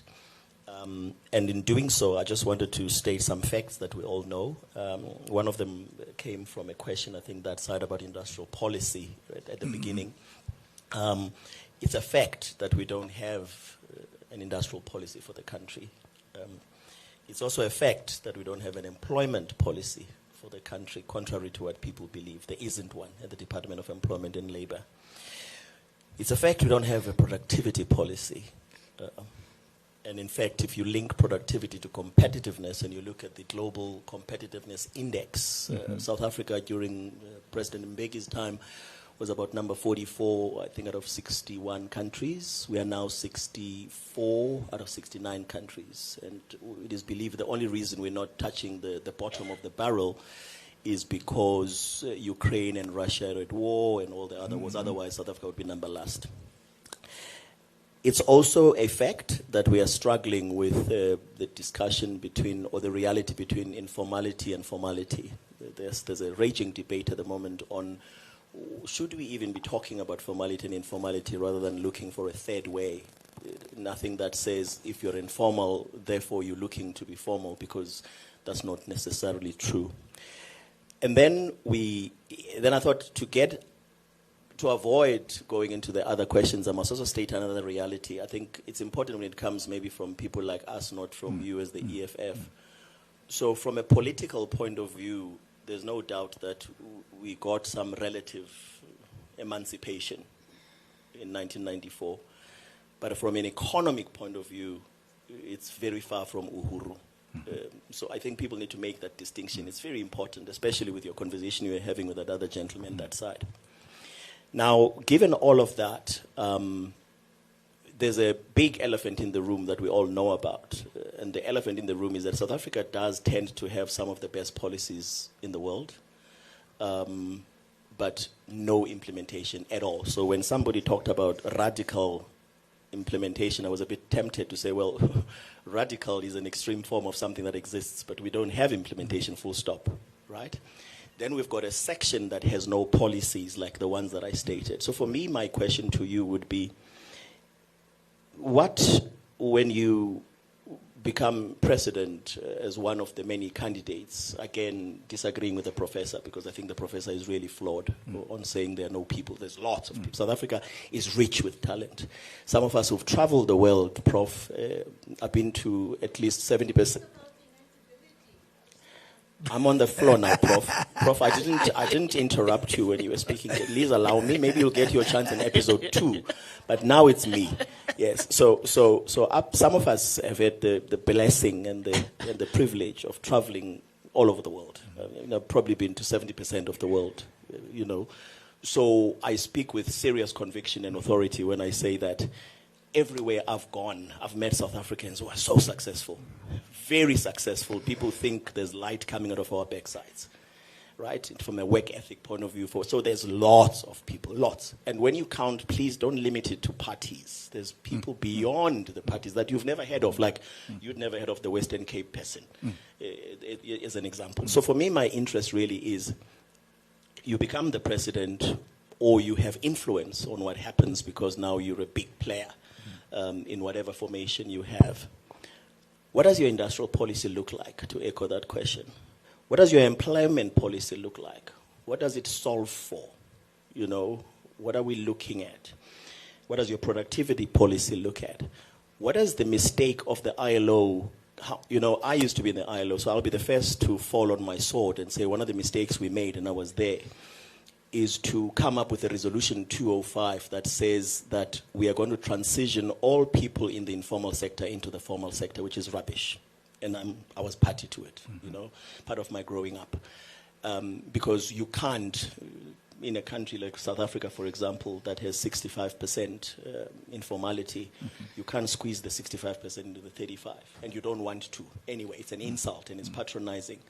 If you go to Nigeria, you can't take 95% and squeeze it into the 5%. If you go to India, you can't take 95% and squeeze it into the 5%. If you go to Colombia, you can't take 70% and squeeze it into the 30%. So it's nonsense. It needs to be changed. But we do know that South Africa is the biggest ratifier of anything ILO. And this is important for me because from a geopolitical complexity point of view, with the United Nations being in a mess and ILO being part of the United Nations family, how do you, recognizing our past, recognizing our colonialist masters, recognizing the mistakes we've made, not because we don't have the talent, but because we tend to be bullied by those who have the media, hence it's good people like him have got an alternative platform. How do you come up with a team that's going to recognize the inbuilt incongruences, the conundrums we have with even the FIS must fall kids? One of the things I used to say at the UWC was, it strikes me that the FIS must fall kids know what they're talking about. They're smart. But the problem was even they never recognized how colonized they were themselves. Because, for example, here, we're all speaking in English. If I were to speak in Sesotho or Sepedi, people would say, oh, his English is found wanting, like I think that stupid president of another country did recently in Africa. So how do you then take us from this point that we are, where we are just ratifiers of conventions. You know, Convention 131, for example, is a very good example of a failure to implement. Convention 131 is on minimum wage dispensations. It's Convention 131 of the ILO. Convention 87 is a freedom of expression, and so on and so on. There's many, but there's no implementation there. The unions have failed to protect the workers completely, and will continue to fail because of certain obvious reasons I don't want to go into, because again, I'm mindful of time. So all of that. Thank you. Thank you, Prof. Thank you very much, Prof. You know, firstly, what we did not sustain as a country is that strategy of President Mbeki of putting the best around him and manage to grow the economy. We might have a problem that as it was growing under him, the masses on the ground did not benefit from it because the inequality increased and so on and so forth. But we then took the best out of positions based on factionalism and who can be the loudest sloganeer and all of that. Because we are proposing a very radical yet very simple strategy when it comes to industrialization. We ought to strengthen the state capacity in that we build our own companies, state-owned companies in construction, in mining, and some will argue that those companies are there in mining, but they are not doing anything. If they are there, then you take them and you grow them, and you make sure that they are functional, and then you nationalize these mines. So someone says, okay, you're going to take Anglo's mine when you nationalize. I say, no, I don't take Anglo's mine. I give the mining rights to the state company. And then they mine. And they mine so well that it renders Anglo irrelevant. And you can't say, no, it's not possible. It is possible because Anglo is a private mining company. And Mediclinic is a private hospital company. So if a hospital can have a private company running private hospitals, and we have state running government hospitals, who can have a state running mines and private running mines. But you must run them so good such that even those ones that are private don't see the profit and need to exist because there's no profit. In that way, we take over that mining sector, and that's how you nationalize it. Without nationalizing it in a hostile manner. You do it within the current existing constitution. So that sounds like a private-public partnership. No, we don't partner with them. We create our own state-owned mining company, and we run it. Yes. And then, how do we run it so profitable? A mining right that is profitable, meaning a product is not found far, like the platinum, not platinum, the chrome in Mukopane, where Anglo is mining. It's just here. You don't have to spend a lot of money to get to that chrome. Yeah. Those are the ones you give to government, so that government makes money even without spending too much money. And then the professionals, prof and them, will see how they navigate that. You must hire people with the necessary qualities who can run these things and make them profitable. Remember that guy who was running ESCOM? He went, I don't know his pension or what. He's black consciousness guy, man. I don't know why I'm forgetting. I will remember now. The CEO. The former CEO of, not ESCOM, Telcom. Sipo. Yeah. Sipo Masu. If you have, not Maseko, if you have someone like that, running one of the state profitable companies. You know he can do it. And he made Telkom one of the most He doesn't. profitable. He's not scared to take decisions, whether we're happy as workers, but he looks at what can we do now to build this thing, and we know once this thing is solid, we're able to then ensure that everybody benefit from it. After nationalization, you industrialize, meaning that which we take out ourselves, we beneficiate it here in South Africa. And that's how you boost production here in South Africa, because you cannot allow a situation where all these trucks take the product to be processed somewhere to support the industry of those other countries, including creating jobs in those other countries.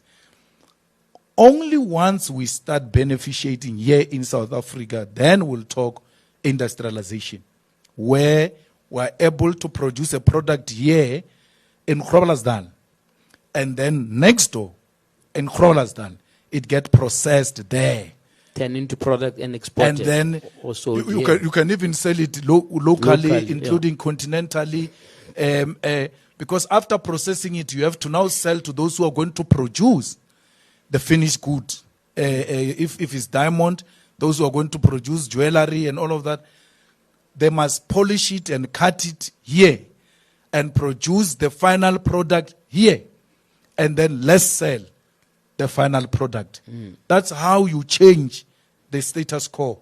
Not where, as we're told, any precious product that is profitable, it has to be sold outside because there is an international price. The price here at home is not competitive. So we ought to produce here and process here, industrialize our economy, and not deindustrialize it like we're doing now, and then we create jobs. So we must revive manufacturing, for instance. If you compare the contribution of manufacturing in the past even 30 years to now, it doesn't come anywhere close. Its contribution to the GDP, it has extremely declined. So once the contribution of manufacturing declines, it tells you're not industrializing, you are deindustrializing. So we ought to change that and make sure that, for instance, manufacturing goes back to its glory days, or if not beyond that. Yeah. And the same thing happens in different sectors, because all we did, we deindustrialized and financialized our economy, and the biggest contributor to the GDP then becomes the financial sector, which by its nature doesn't create jobs, because everything now of financial sector is done here. I don't have to go to someone to help me or anything of that sort. So that, I think that radical intervention will help. And there are so many of voices that can actually practicalize it and even demonstrate to you how it can give us numbers and grow the economy of South Africa. So I agree fully. We need to have that industrialization policy. We need that strategy on employment. But at the center of that strategy of employment should be the youth. When we say 50% women, we must also put a percentage target about the youth, because they've become the victims, the biggest victims now. And then the numbers are reaching a level where it is actually a threat on its own to everyone, because you know how the youth behave. If they reach a boiling point, like they did in 1976, no one will have control over them. By the way, the ANC didn't have control over 1976. When the youth said enough in 1976, the ANC issued a statement in exile condemning the youth of 1976. You must go and look at the first statement of the ANC after 1976, June 16, uprising, because they didn't have control over it. Even Winnie Mandela didn't have control over it. She was just called that bodies are are collapsing outside, are being shot at. And she went out there, she picking up people, taking people to hospitals and so on and so forth. That's what is going to happen with the youth unemployment. Sure. You are forcing the youth to reach that point and will all not be safe. No one, not even us, we can go and talk to them because they will say, we gave you a chance for 13 years. In that 13 years, what did you do? The unemployment amongst us as the youth, amongst us as the township youth, it has increased. We ought to have a target, and the president must sit on that one. When a matter becomes a national crisis, it's no longer a responsibility of ministers. It's a responsibility of a president. That's why when COVID came, he decided to wear an oversized uniform of soldiers and went to address us. Because he knew we are now dealing with a crisis now. And once you reach that level, I must take over as a president. So we're at that level where the president has to say, from my office, on daily basis, I ought to be briefed about this unemployment, particularly about the youth. We can't have a minister of employment without clearly defined target of this immediate crisis, and these are the targets you must give me. There was noise. We were going to sign contracts, delivery contracts, performance contracts. What happened to those contracts? Nothing. Then they said they are going to bring inspectors. Again, it goes back to the issue of foreign nationals, which I entirely agree with South Africans. Inspectors ought to go in and check how many South Africans are employed here. And these foreigners that you have employed, what skill are they bringing which South Africans cannot produce? Because I went to raid a restaurant in Mall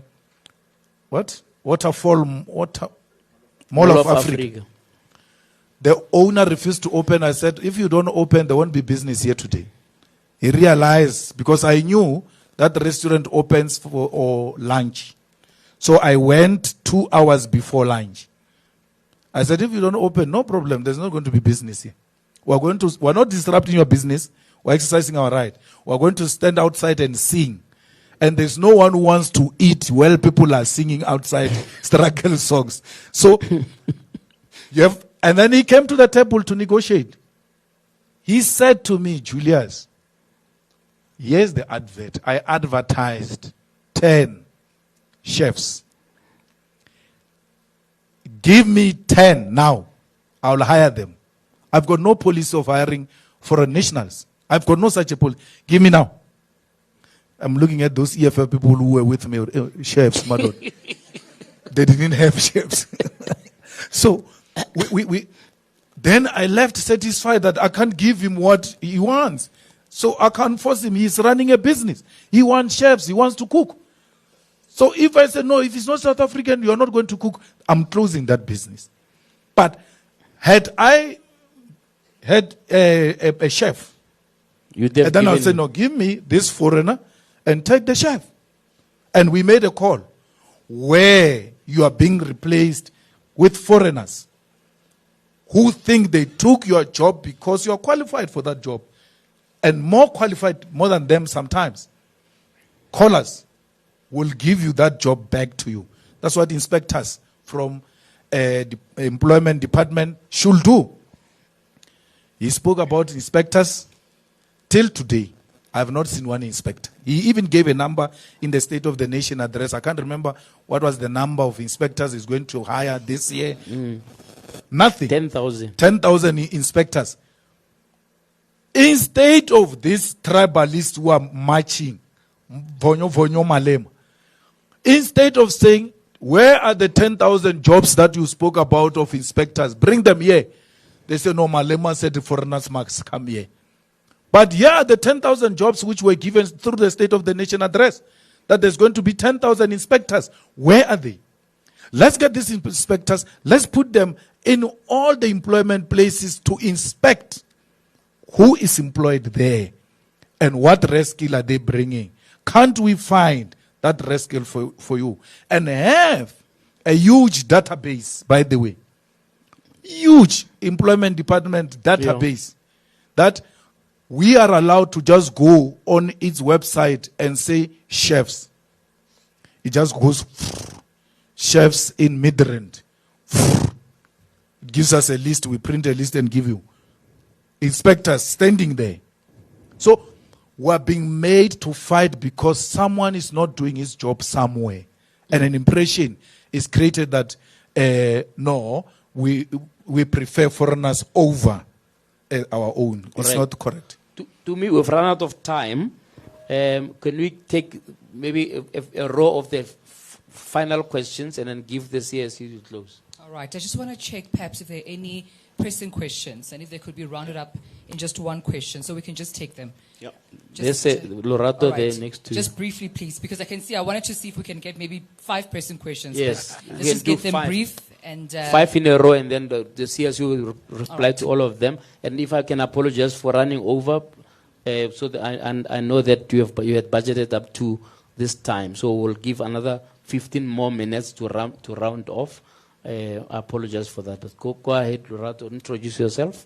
Thanks, Prof. My name is Lorato Tsinkeng. I'm an ordinary young man from Taung, and I'm the non-executive chairperson of the Rivonia Circle. It would be unfair at the Malema to expect the EFF to take every struggle of South Africans, right? Particularly because of capacity constraints, resource constraints. But I think there are low-hanging fruits, particularly around jobs. So I've written 2 pieces. One is around in 2022 when Ndate Siponkosi was appointed as the, to do this, what's this, unlocking of cutting red tape. Cutting red tape. Oh, Right. yes. Yeah. And it was, the reflection was on what I had not seen happening, particularly around the payment of service providers in 30 days. And I did a follow-up this year with another article after the president had said in the State of the Nation address that if every business, small business in South Africa, at least employed 1 or 2 people, would create 3 million jobs.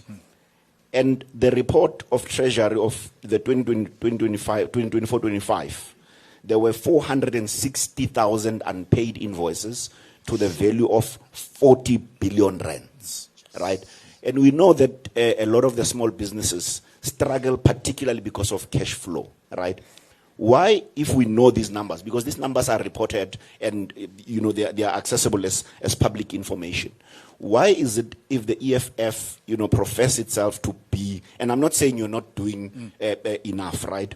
But I'm saying there's a low-hanging fruit here where there's an opportunity for the EFF to ensure that these 460,000 invoices are prioritized. Gauteng and the Eastern Cape are the worst culprits, particularly in health, in health, and the less said about the past MEC of health in Gauteng, the better. But the point that I'm really making about that is that I think there's an opportunity here to unlock jobs because many small businesses are being strangled by invoices that are not paid by government within 30 days. And I am not seeing, and Prof. JJ Taban, when he started, he was speaking about he does not see solidarity among media people. And I'm not feeling that kind of solidarity from the EFF, and it would be good to see that. Well, let's take that issue because, we dealt with that issue when we were in Igurlin. When Dunga became the MMC of Finance, one of the first meetings he called was service providers who are not paid. Put them in a hall and brought the finance department inside every section where the payment starts and ends. They went to each and every section because the MMC was clear.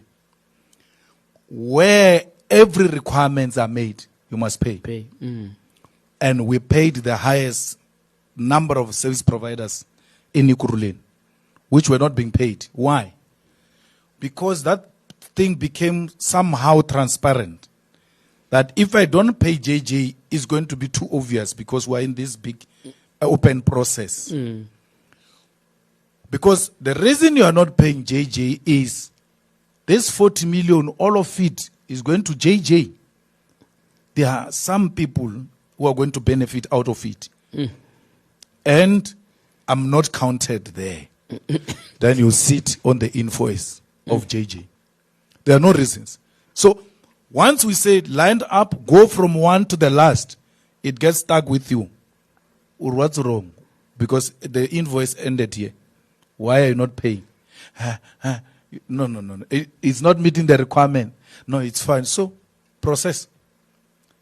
That's what I told him now when he became the MEC. I said, one of the things you need to do is to have regular meetings with the service providers, particularly unpaid service providers, and make no apology about it.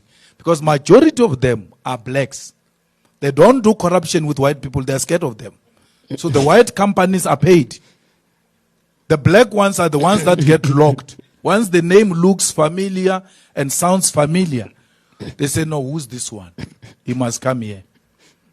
So we are going to fight that in Gauteng, in the Department of Finance. The biggest culprits, health and education. Education, they don't pay. How do you not pay feeding scheme? What do they call it? They call it with a different name, but they're in the villages, we call it feeding scheme. But I'm not from here. You don't pay the service provider of feeding scheme, but children must eat on Monday. Where does he get that money from? Because the service provider has to pay those people who are producing this food in order to distribute them to schools. You don't pay, they have no money to buy. Even if they buy, they have no money to distribute. So we must make sure, especially on those issues that touch lives, scholar transport, feeding scheme, the health must be a non-negotiable. Otherwise, we are going to get into its domain.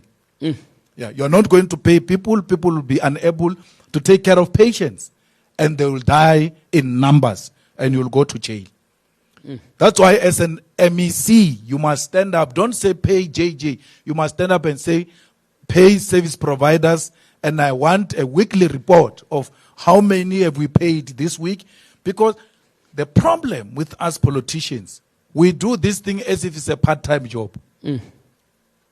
Like, hey, you know that guy spoke about service providers there. How far are we? How far are we? How far are we? Then we talk about it then, and we leave it then. We don't do it weekly as our job. That weekly, this is our target. The president goes to Hammanskraal. People are drinking dirty water. They've got cholera. Then he leaves Hammanskraal. The water is still dirty to date. He has gone long time ago. No plan, no nothing. As a president, I find cholera, and they say there was a water plant problem. So I tell you, my Tuesday office, it's here. Establish an office here. Every Tuesday I come here. Why every Tuesday? Because every Monday president goes to do ANC work. There's no excuse. His diary is cleared. Monday is an ANC day. If he can do it with the ANC, why is he not doing it with water where life is being lost? If there's so much of unpaid invoices, why is the president not saying to the Minister of Finance, if you don't attend to this, I'm going to have to take it to my office? We have a big problem here. The problem is with regard to the executive that is not exercising his executive powers. Because as long as he gets his potion, he doesn't care what happens. They are there for the potions. And then palace politics, not to dirty their hands. The president must, you know that president who died in Tanzania he died of COVID. I'm forgetting his name now. Magufuli. Magufuli goes to a government project, arrives there, and then there's no progress. Who's the owner? Lorato is the owner. Where's Lorato? He's not here. Where is he? He's in the US. He says, I'm not going to leave here until Lorato arrives here. He sits there. He's going to arrive and put terms himself. 1, 2, 3, 4. I don't expect to find this when I come back. And there will be a huge progress. That's a president who was hands-on. Hands-on. How does the president die of COVID? They realize we have a problem here. We need to finish this thing. I'm telling you, because the only working president dies of COVID. These lazy ones, they are staying. How does COVID miss Mnangagwa? You can't have that. So we want a president like that who goes and sit there. But even before you go as a president, already you have an intelligence of what's happening. Work out the plan. Come here. What can be done in between now and then? When you arrive there, we are politicians, you listen. But you have already had the problem. You know what they are talking about. Or, yeah, you know what? I'm going to take action now. But you have already set up systems. Tomorrow, in the meantime, the TLB will come here and re-gravel this road. You know you have spoken to the mayor and the manus. Why are you not re-graveling the road, man? I'm going to tell those people tomorrow you are going to re-gravel the road. And then they're going, but today, president can't give a mayor of Ikuruleni instruction. Can't give any mayor instruction because of factional reasons. It's my faction. If I fight with him, I lose Ikuruleni. So how do you have an executive that cannot issue executive instructions that are binding on all of the subordinates? There is no minister of education, by the way. There's no minister of anything. Those people, if they were to be called with their real titles are assistant president on education. Yeah, they are assisting them. All of that thing is the president. He can wake up tomorrow and say, I'm taking education, like he did with intelligence. Intelligence, yes, there was corruption and all of that. It's not our immediate crisis. Bread and butter. There's a problem of pit toilets in education. Bring it here. You take 6 months, you resolve it, you take it back. You go and concentrate on your education. But for this 6 months I'm running education, I want to deal with this. That's how I run the EFF, by the way. Oh, I give you a task to bring 10 buses. Yeah. You bring 3. Why? Why do you bring 3? Because you've got all the capacity to bring 10. Why did you bring 3? No, Chief. I said. So you're going to bring the 7? I will bring the 7, and I take over your task, by the way. And I execute it myself. That's why before I go to a rally, before there is a rally, I go to a rally to listen to a speaker or test these speakers. There is no EFF rally that has had a speaker that said during speech. I listen to every small detail of everything I do. This you should not have held here. You should have brought it to the EFF offices.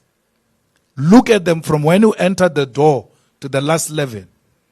Because there are days where I go unannounced and I just walk those offices and check them.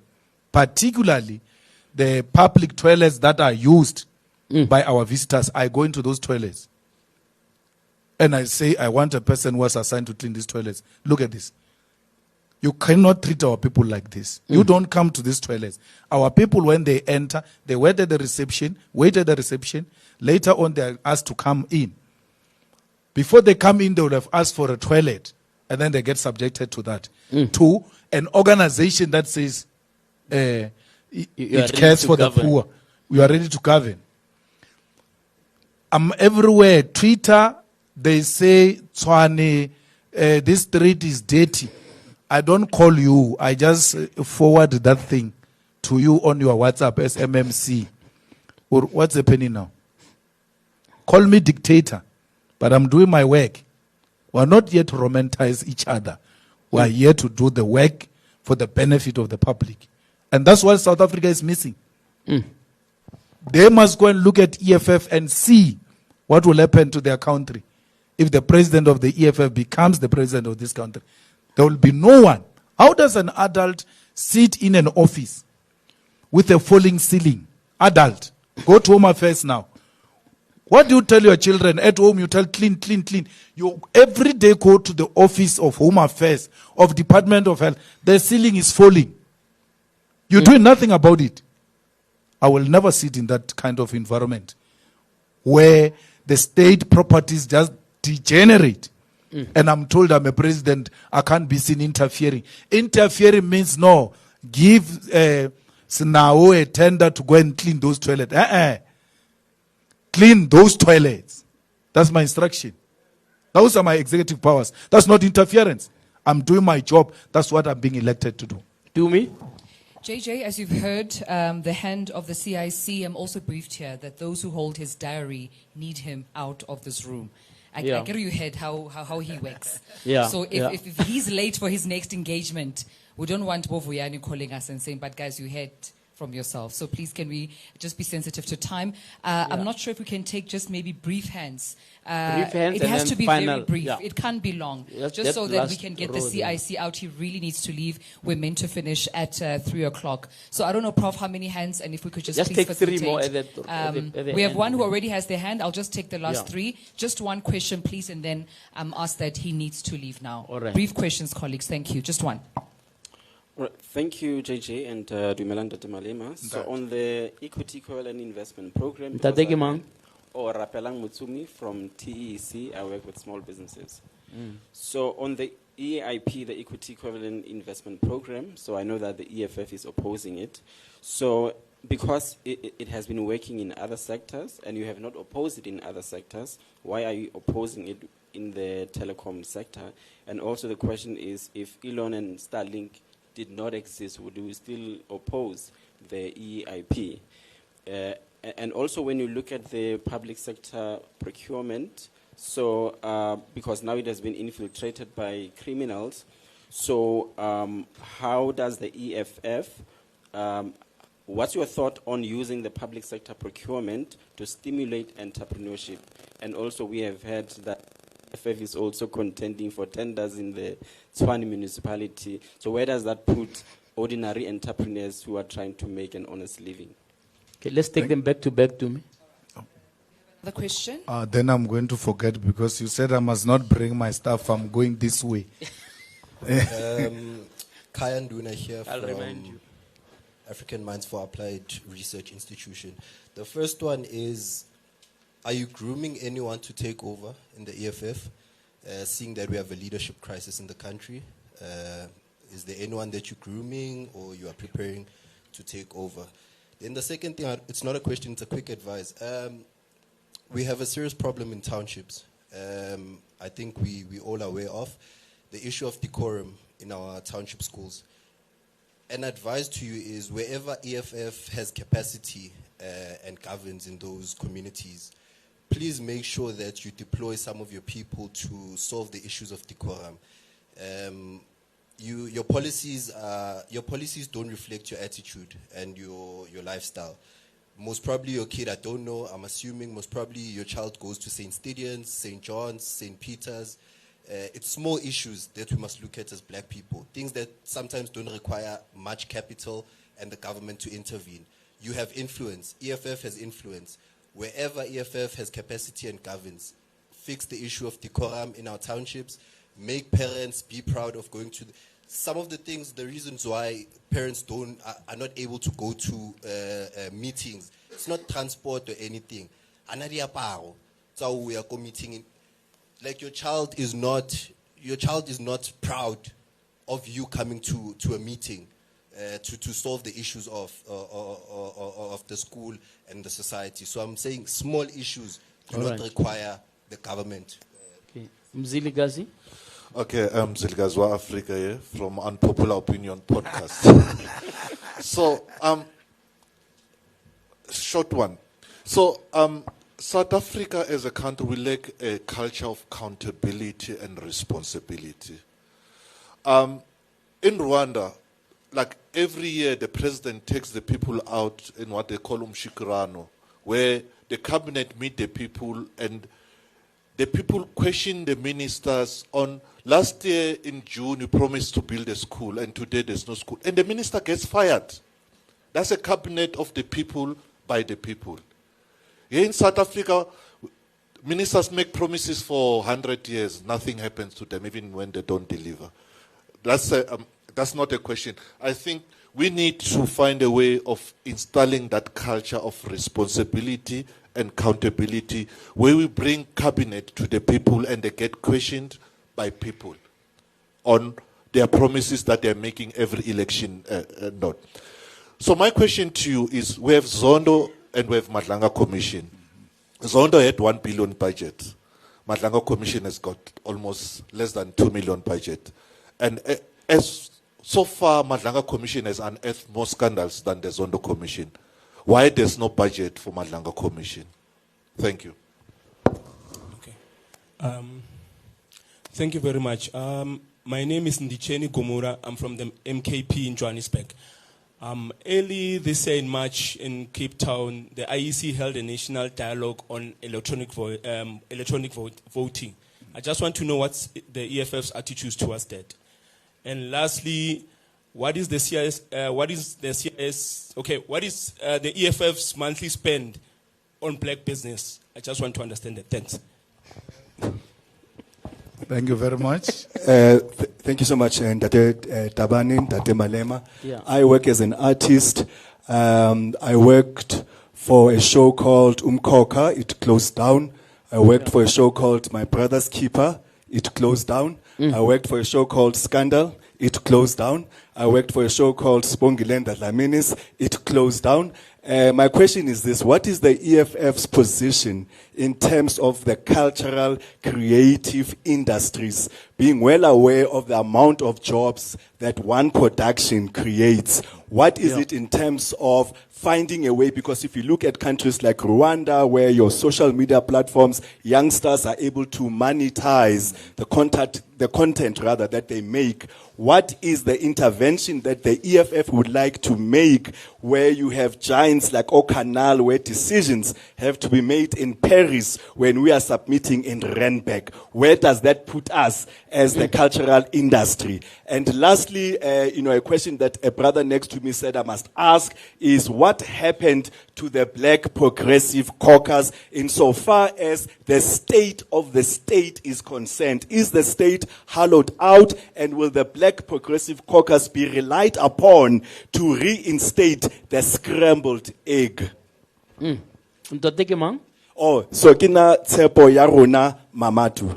Thank you. Okay, I think we will leave it there. CSC, close for us. You've got 5 minutes. Well, I may not answer all of them because it was back to back. Well, there's no, again, you see, that's where you make a mistake. As a young, intelligent person who's involved with different small business, because majority of small business is our people. And it will therefore be misleading that the EFF is involved in tenders in Tswane. It's not implicated anyway. So you must have the ability to listen and not be agitated by what excites you, because that's what they want to do to you.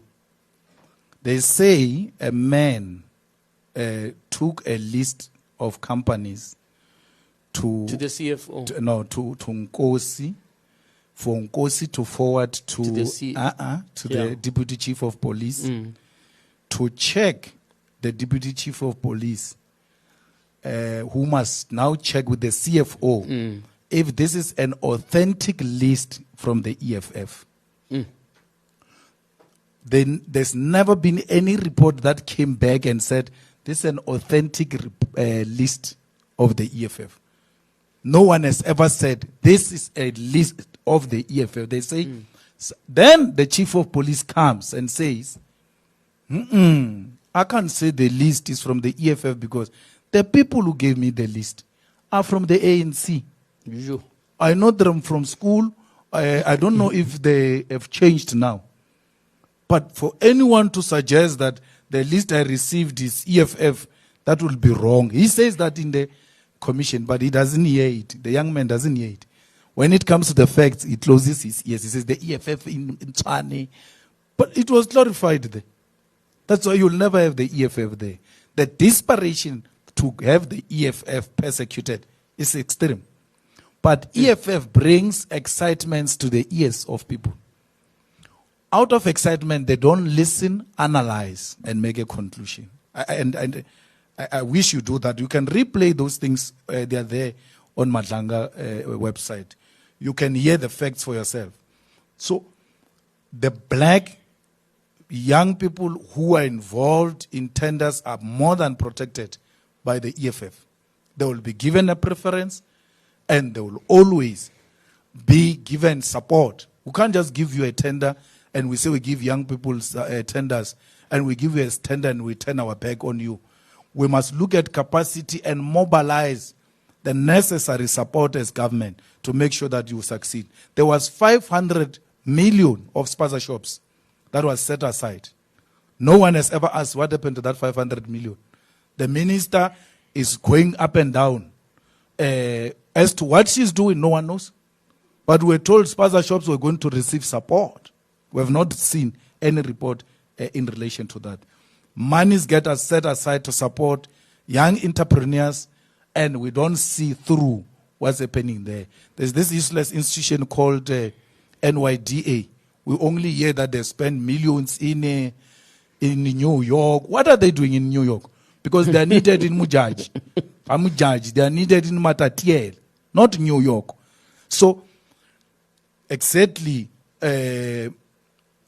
what we need to do as government, support young people, not only by giving them tenders, because we shouldn't bring up tenderpreneurs. We need to bring entrepreneurs and make sure that there is a skill, and that skill makes contribution to the growth of the economy. Because being an entrepreneur means a disruption to your industry. So if you are like St. Clair's, you are in furniture. You cannot just be in furniture and buy from Ellerins to come and sell to us. No, you must disrupt the furniture sector by introducing a style and things that are not what we are used to in that particular sector. And so that when we come to you, we know it's not mediocre. It must not be mediocre, especially when it's black.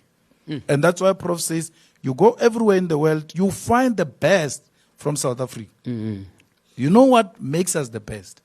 Is that we survived under very difficult times. Imagine if we were to live in a conducive environment where our potential is unearthed by this environment that says, hey man, come up, come, not suppress you.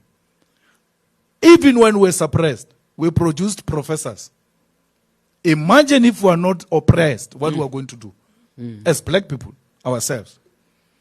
In the EFF, I just gave you example of Sitle Lonzi. I gave you examples of so many young people. Again, when I'm asked the question, do you have a successor? They want me to say, Vuyan is going to be my successor. Dictator. It's anointing. It's anointing. Succession doesn't work like that. It works according to whether you've got a plan for the second and the third layer of generation of leadership. And I've articulated that to you. I've even put names as a demonstration that we've got no poverty of ideas or leadership. I haven't been into parliament in a long time, but EFF there hasn't declined. I was occupied with the ad hoc committee, but the EFF there has been articulative. Again, I invite you to go and look at the speech that was given by MEC of Finance in Gauteng, outlining the state of affairs. That's what he inherited. The problems can be this big. But do you have someone who appreciates what we are confronted with? And is there a political willingness to deal with that? And when you listen to that man, young man, you get revived that there are still so many people amongst our ranks who can rescue our country and our movement. The issue on the decorum was tricky. I don't know if you got it, but because what you are saying is not true. Our parents will never have no clothes to go to a meeting. Never. In our families, poor as we are, I hosted, and I did it deliberately. I hosted women on Mother's Day, women from a women's hostel in Alexandra. I took them from Alexandra and I said to them, you must wear what you wear when you go to Mqimbi because I'm taking you to a restaurant in Sandton, 200 of them. Our mothers and our fathers always have that item that is meant for special occasion. And we even tell them, hey, ma, apele aparela zutor tsengshaka batho. But you don't even point at it. Unorile aparela, but it's about give. They know. So we need to create a culture of going to meetings, especially school meetings. Our parents must go. They don't go to meetings. They don't do community meetings. They live in that community. They don't go to community meetings. But they go to activities in that community. Where do they get clothes to go to that community activities that they attend every weekend? Have you ever been to Skukuni on Saturday, Sunday? Munyanya. Meeting ugaskorate. You can call EFF meeting and say whatever. When they go to Mkimbi, the whole village goes there. And they're not going naked. They're going wearing clothes with their children. So we need to revive our parents used to come to meetings. You know those community meetings in our township, they were held at night even. We're waiting for them to come back from work. We'll have meetings at school at night with communities to deal with crime. We used to raid. I come from a township. You know, the thing with me is that I didn't join the struggle through Twitter. I came through the ranks. You know why I don't smoke dacha? So I was a marshal. And then we were found smoking dacha. We're taken to a community meeting and they said, explain. We explained, but we are not exemplary. And we're beaten in front of a community by comrades. We're not allowed to do wrong things. So, and those meetings were so full to an extent that even others will attend from outside through windows. You have to recognize the ones inside and recognize the ones outside. We got our democracy, then they destabilized all those organs of people's power. I was telling Vuyane a story that I was a member of a Seshio Community Policing Forum. We used to have a meeting at police station. That's how much those organs of people's power were functional. We need to go and revive those, where people become part of the decision making and not surrendering power into the hands of the politicians. Because when we are a community policing forum, we know who's committing crime where. Where must we go with the police to conduct raids and all of that? Let's revive that spirit of community involvement. The culture of accountability is being replaced by people doing as they wish without anyone touching them. No one. You know why General Sibia can steal a fridge, a bar fridge? It's because they do as they wish. It's no longer even a problem. He knows nothing will happen. He stole that bar fridge, whether that lady gave it to her or not. By virtue of affording that fridge, they get a sponsor of fridges to go and give to the best performing police. Then the sponsor gives them more. One fridge remains. That woman takes it and gives it to her, to him. He accepts it. If that is not thieving, what do you call it? Because he should have said in his right conscience, my guy, you can't give me a fridge that is meant for best performing police at the lower rank. It can even go to an extent of nominating his relative or anything in some police station somewhere there. But they're so used like, they just take. So we need to revive that. We need to get ministers fired. You see, the problem is that you want to be liked at all costs. You are not money. You can't be loved by everyone. You're not money. And our relationship should be very clear. The president of the EFF, the deputy president, the SG, the DSG, the TG, each one of them know what they must do. And when we come to a meeting, you must account about your department. Again, Rwanda is a very good example. We might differ with the president of Rwanda when it comes to international politics. Might not agree, especially on issues between Rwanda and DRC. But on leadership, whether you like it, you know, my guy, you must take a decision. Whether it's wrong or right, just decision. What are we dealing with? Not well. Take a decision. So that's what the president of Rwanda does. Today we are not driving cars. We are all walking, cleaning our city. There is no one here with a moral authority in South Africa who can say, in this municipality, on such a date, no movement. I'm a mayor. We're all going to clean this municipality. You know, I went to a municipality called Tabazimbi. The illegal dumping in some squatter camp, I forgot the name. It piled beyond the height of those shacks and houses. And when, you know, with illegal dumping, when it piles like that, when you look at it, you don't realize you're facing a problem. So I'm like, no, I'm coming, let's deal with this. We're cleaning. Yes. We found a huge problem. We were not finishing cleaning that illegal dumping. Now we finish, eventually. An old man comes out of a shack.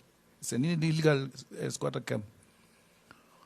So I see this security fighting with this old man. I'm like, what's happening there? They say, no, this old man, but it's dark. Because we stayed until late. This old man wants to come and thank you. Could not allow him to come and thank me. He comes, he says, no, they are blocking me. I want to thank you. I stay in that shack that is next to this illegal dumping. I didn't realize there was a problem until when you have cleared this place. That's why I'm coming at night. Get why? Are such a good fresh air coming into my direction. I was like, there's something wrong here. Because we got so used to a bad smell that we normalized it. Sure. So you go everywhere in the black townships. You find a squatter camp like this. You go to Newark, went to clean Newark last week, where millions go through every day. But you still don't care just to pick it up, to have people who are permanently targeting that area because you know there is a problem there. You must have targets.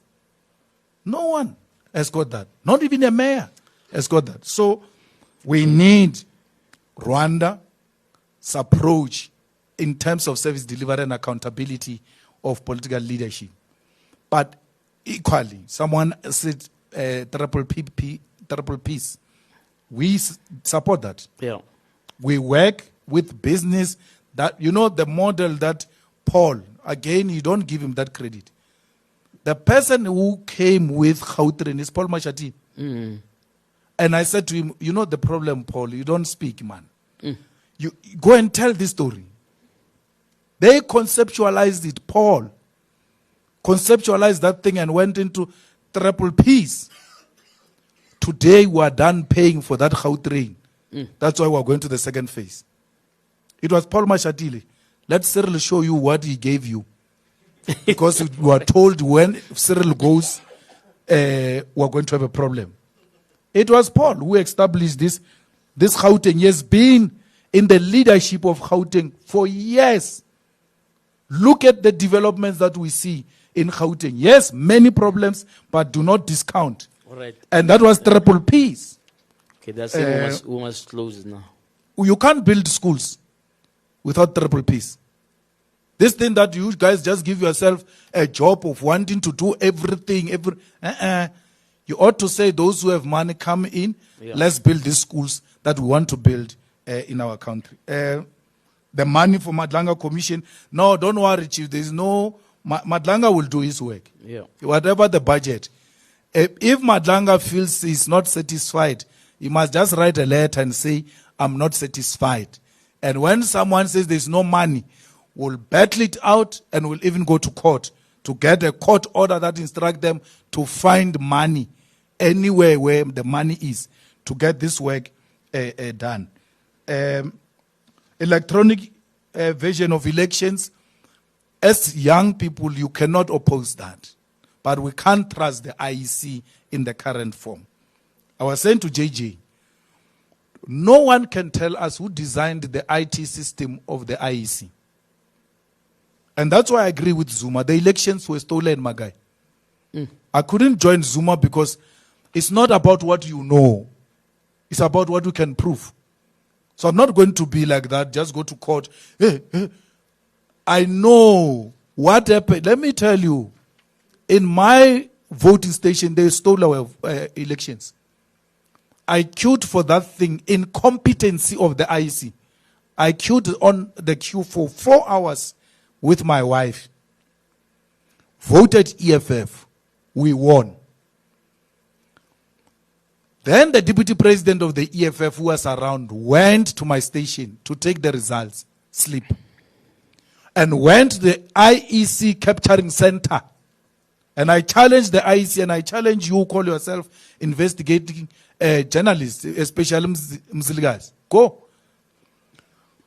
He went to the results center and said, he didn't give them the receipt. He said, can I please see the results of Mponegele Lower Primary School? They proudly typed there and it popped up. They swapped EFF numbers with the ANC, IEC. And then he said, no, these are not the results. I'm telling you, 2024, I was robbed to be president of this country. He said, this is a receipt. This is a receipt of the result slip of Mponegele Lower Primary. They started running around and they changed it. Who designed the IT system of the IEC? Because after capturing the results at the capturing center, the results get sent to the results center, to that big board there. The results are not coming through. We're all waiting. The results are not coming through. Then the information comes, no, there is a glitch. That's why the screen is not updating. We wait for 5 hours. When the screen comes back, the numbers have changed. Why am I saying they're stealing? And I agree with Zuma in that. Because they don't allow monitors, election monitors of the IT system. There are no party agents for the IT system. There are no party agents of the capturing. There are no party agents. The party agents end where you have voted. As to what happens until the results are shown on this big screen, there's no monitoring. It's not allowed. Sure. So as an old man at 45 years, who's not that clued up with the IT, I might not be amenable to electronic voting. But the youth must not oppose that. The youth have to come with innovative method on how we're going to monitor it. Because we're already doing it in the universities, Prof. People are voting electronically, and the students are able to monitor the votes. But the IEC doesn't allow us not to monitor, not even the votes, the capturing. There's no black person who had a capacity to design an IT, or will they have allowed a black person to design an IT for IEC in 1994? They were not going to allow that. It's probably designed by the Jews. That is a high possibility. Then they say the votes have gone to the auditing. We don't know who appointed the auditing firms. We don't know who owns the auditing firms that audit the votes. In these votes of South Africa, so what we need to do now, we need to invest heavily with that experience of the deputy president of the EFF, who was able to produce a proof and the results were changed. It tells us that we need to invest heavily on monitors, the election party agents, so that when we fight it, we don't fight it the way President Zuma fights it. We just say, okay, This comrades say this is what happened, but we don't have material evidence. And once I joined that to say the elections are stolen and I can't produce anything, JJ, it means I'm playing with the lives of young people, ordinary young people who are going to go to the streets and fight and say elections are stolen because Malema says elections are stolen. And they get shot and they get killed. And history says to me, which proof did you have? I'm unable to produce proof because I do not have monitors at the voting stations. We need to invest heavily on our monitors. Black Progressive Caucus, you saw it in action yesterday. Where we agree, we're going to work together. Where we disagree, we'll disagree. We're not an alliance. We're not a coalition. But if there is a meeting of mind on this matter, we'll do the same. We have done that with Herman Mashaba. We agreed with him and we disagreed with him. He calls himself a capitalist. I don't think he knows what is a capitalist. He's not a capitalist. A capitalist is the owner of the means of production. He doesn't own any means of production. Yeah. What are the means of production? Is the land, is the mines, is the financial sector, is the monopoly industries. He, even during Black Like Me, he didn't have any monopoly. He knows that. So he is not a capitalist. Someone ought to help him. And you must help him because you worked with him before. You must make him understand what is a capitalist because he thinks it's a fancy word that you just throw around. We agree fully with the input of the artist and the cultural industry. Yes. America is made what it is by cultural industry. Absolutely. Many of you have never been to America, but you have been to America. That's why every time when America fights with Iran or anyone, you think America is going to win. Because all the movies you saw, American flag always rise at the end and it wins. So they used culture to colonize us, to colonize the mind. And we can use culture to create employment and to decolonize our people. That these are the imperialist forces who are monopolizing us through culture. Artists, look at how many jobs without a state intervention Amapiano is created. Those are artists. And Amapiano, that's why it was able to replace the one that was before Amapiano. Kwaito. Not Kwaito, no, the one after Kwaito. Gom is Durban. Not house.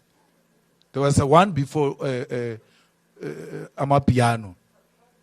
So it was very good. That's why you say it's Gom. But Gom is predominantly Durban and Western Cape and Eastern Cape.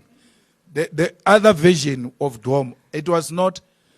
It didn't have. I don't know, but I'll remember it. It just had a beat. It didn't have lyrics, and that's why Gom. Amapiano was able to replace it because Amapiano brought music. It brought lyrics. People who sing. That one, that's go. And then there was a big guy there in KZN. Yeah. And when it finishes, you're like, what is this thing saying? But now, Amapiano came. Nkosazana's daughter sings. And the beat is also good. Mahu sings. The beat is good. So there's music. You feel connected to God. Listen to our prayers. Hear our prayers. So with the rest, you couldn't hear that. But anyway, and that's what I said to the EFF in our planning session, in our plenary, where I said, we had all commissions, but we didn't have a commission on sports, arts, and culture. And that's why we made a terrible mistake. Because we relegated to prisoners. Because we think it's insignificant. You can give it to a clown to run it. That's the most important department that you can use to decolonize society, to create jobs, but also to grow the South African economy.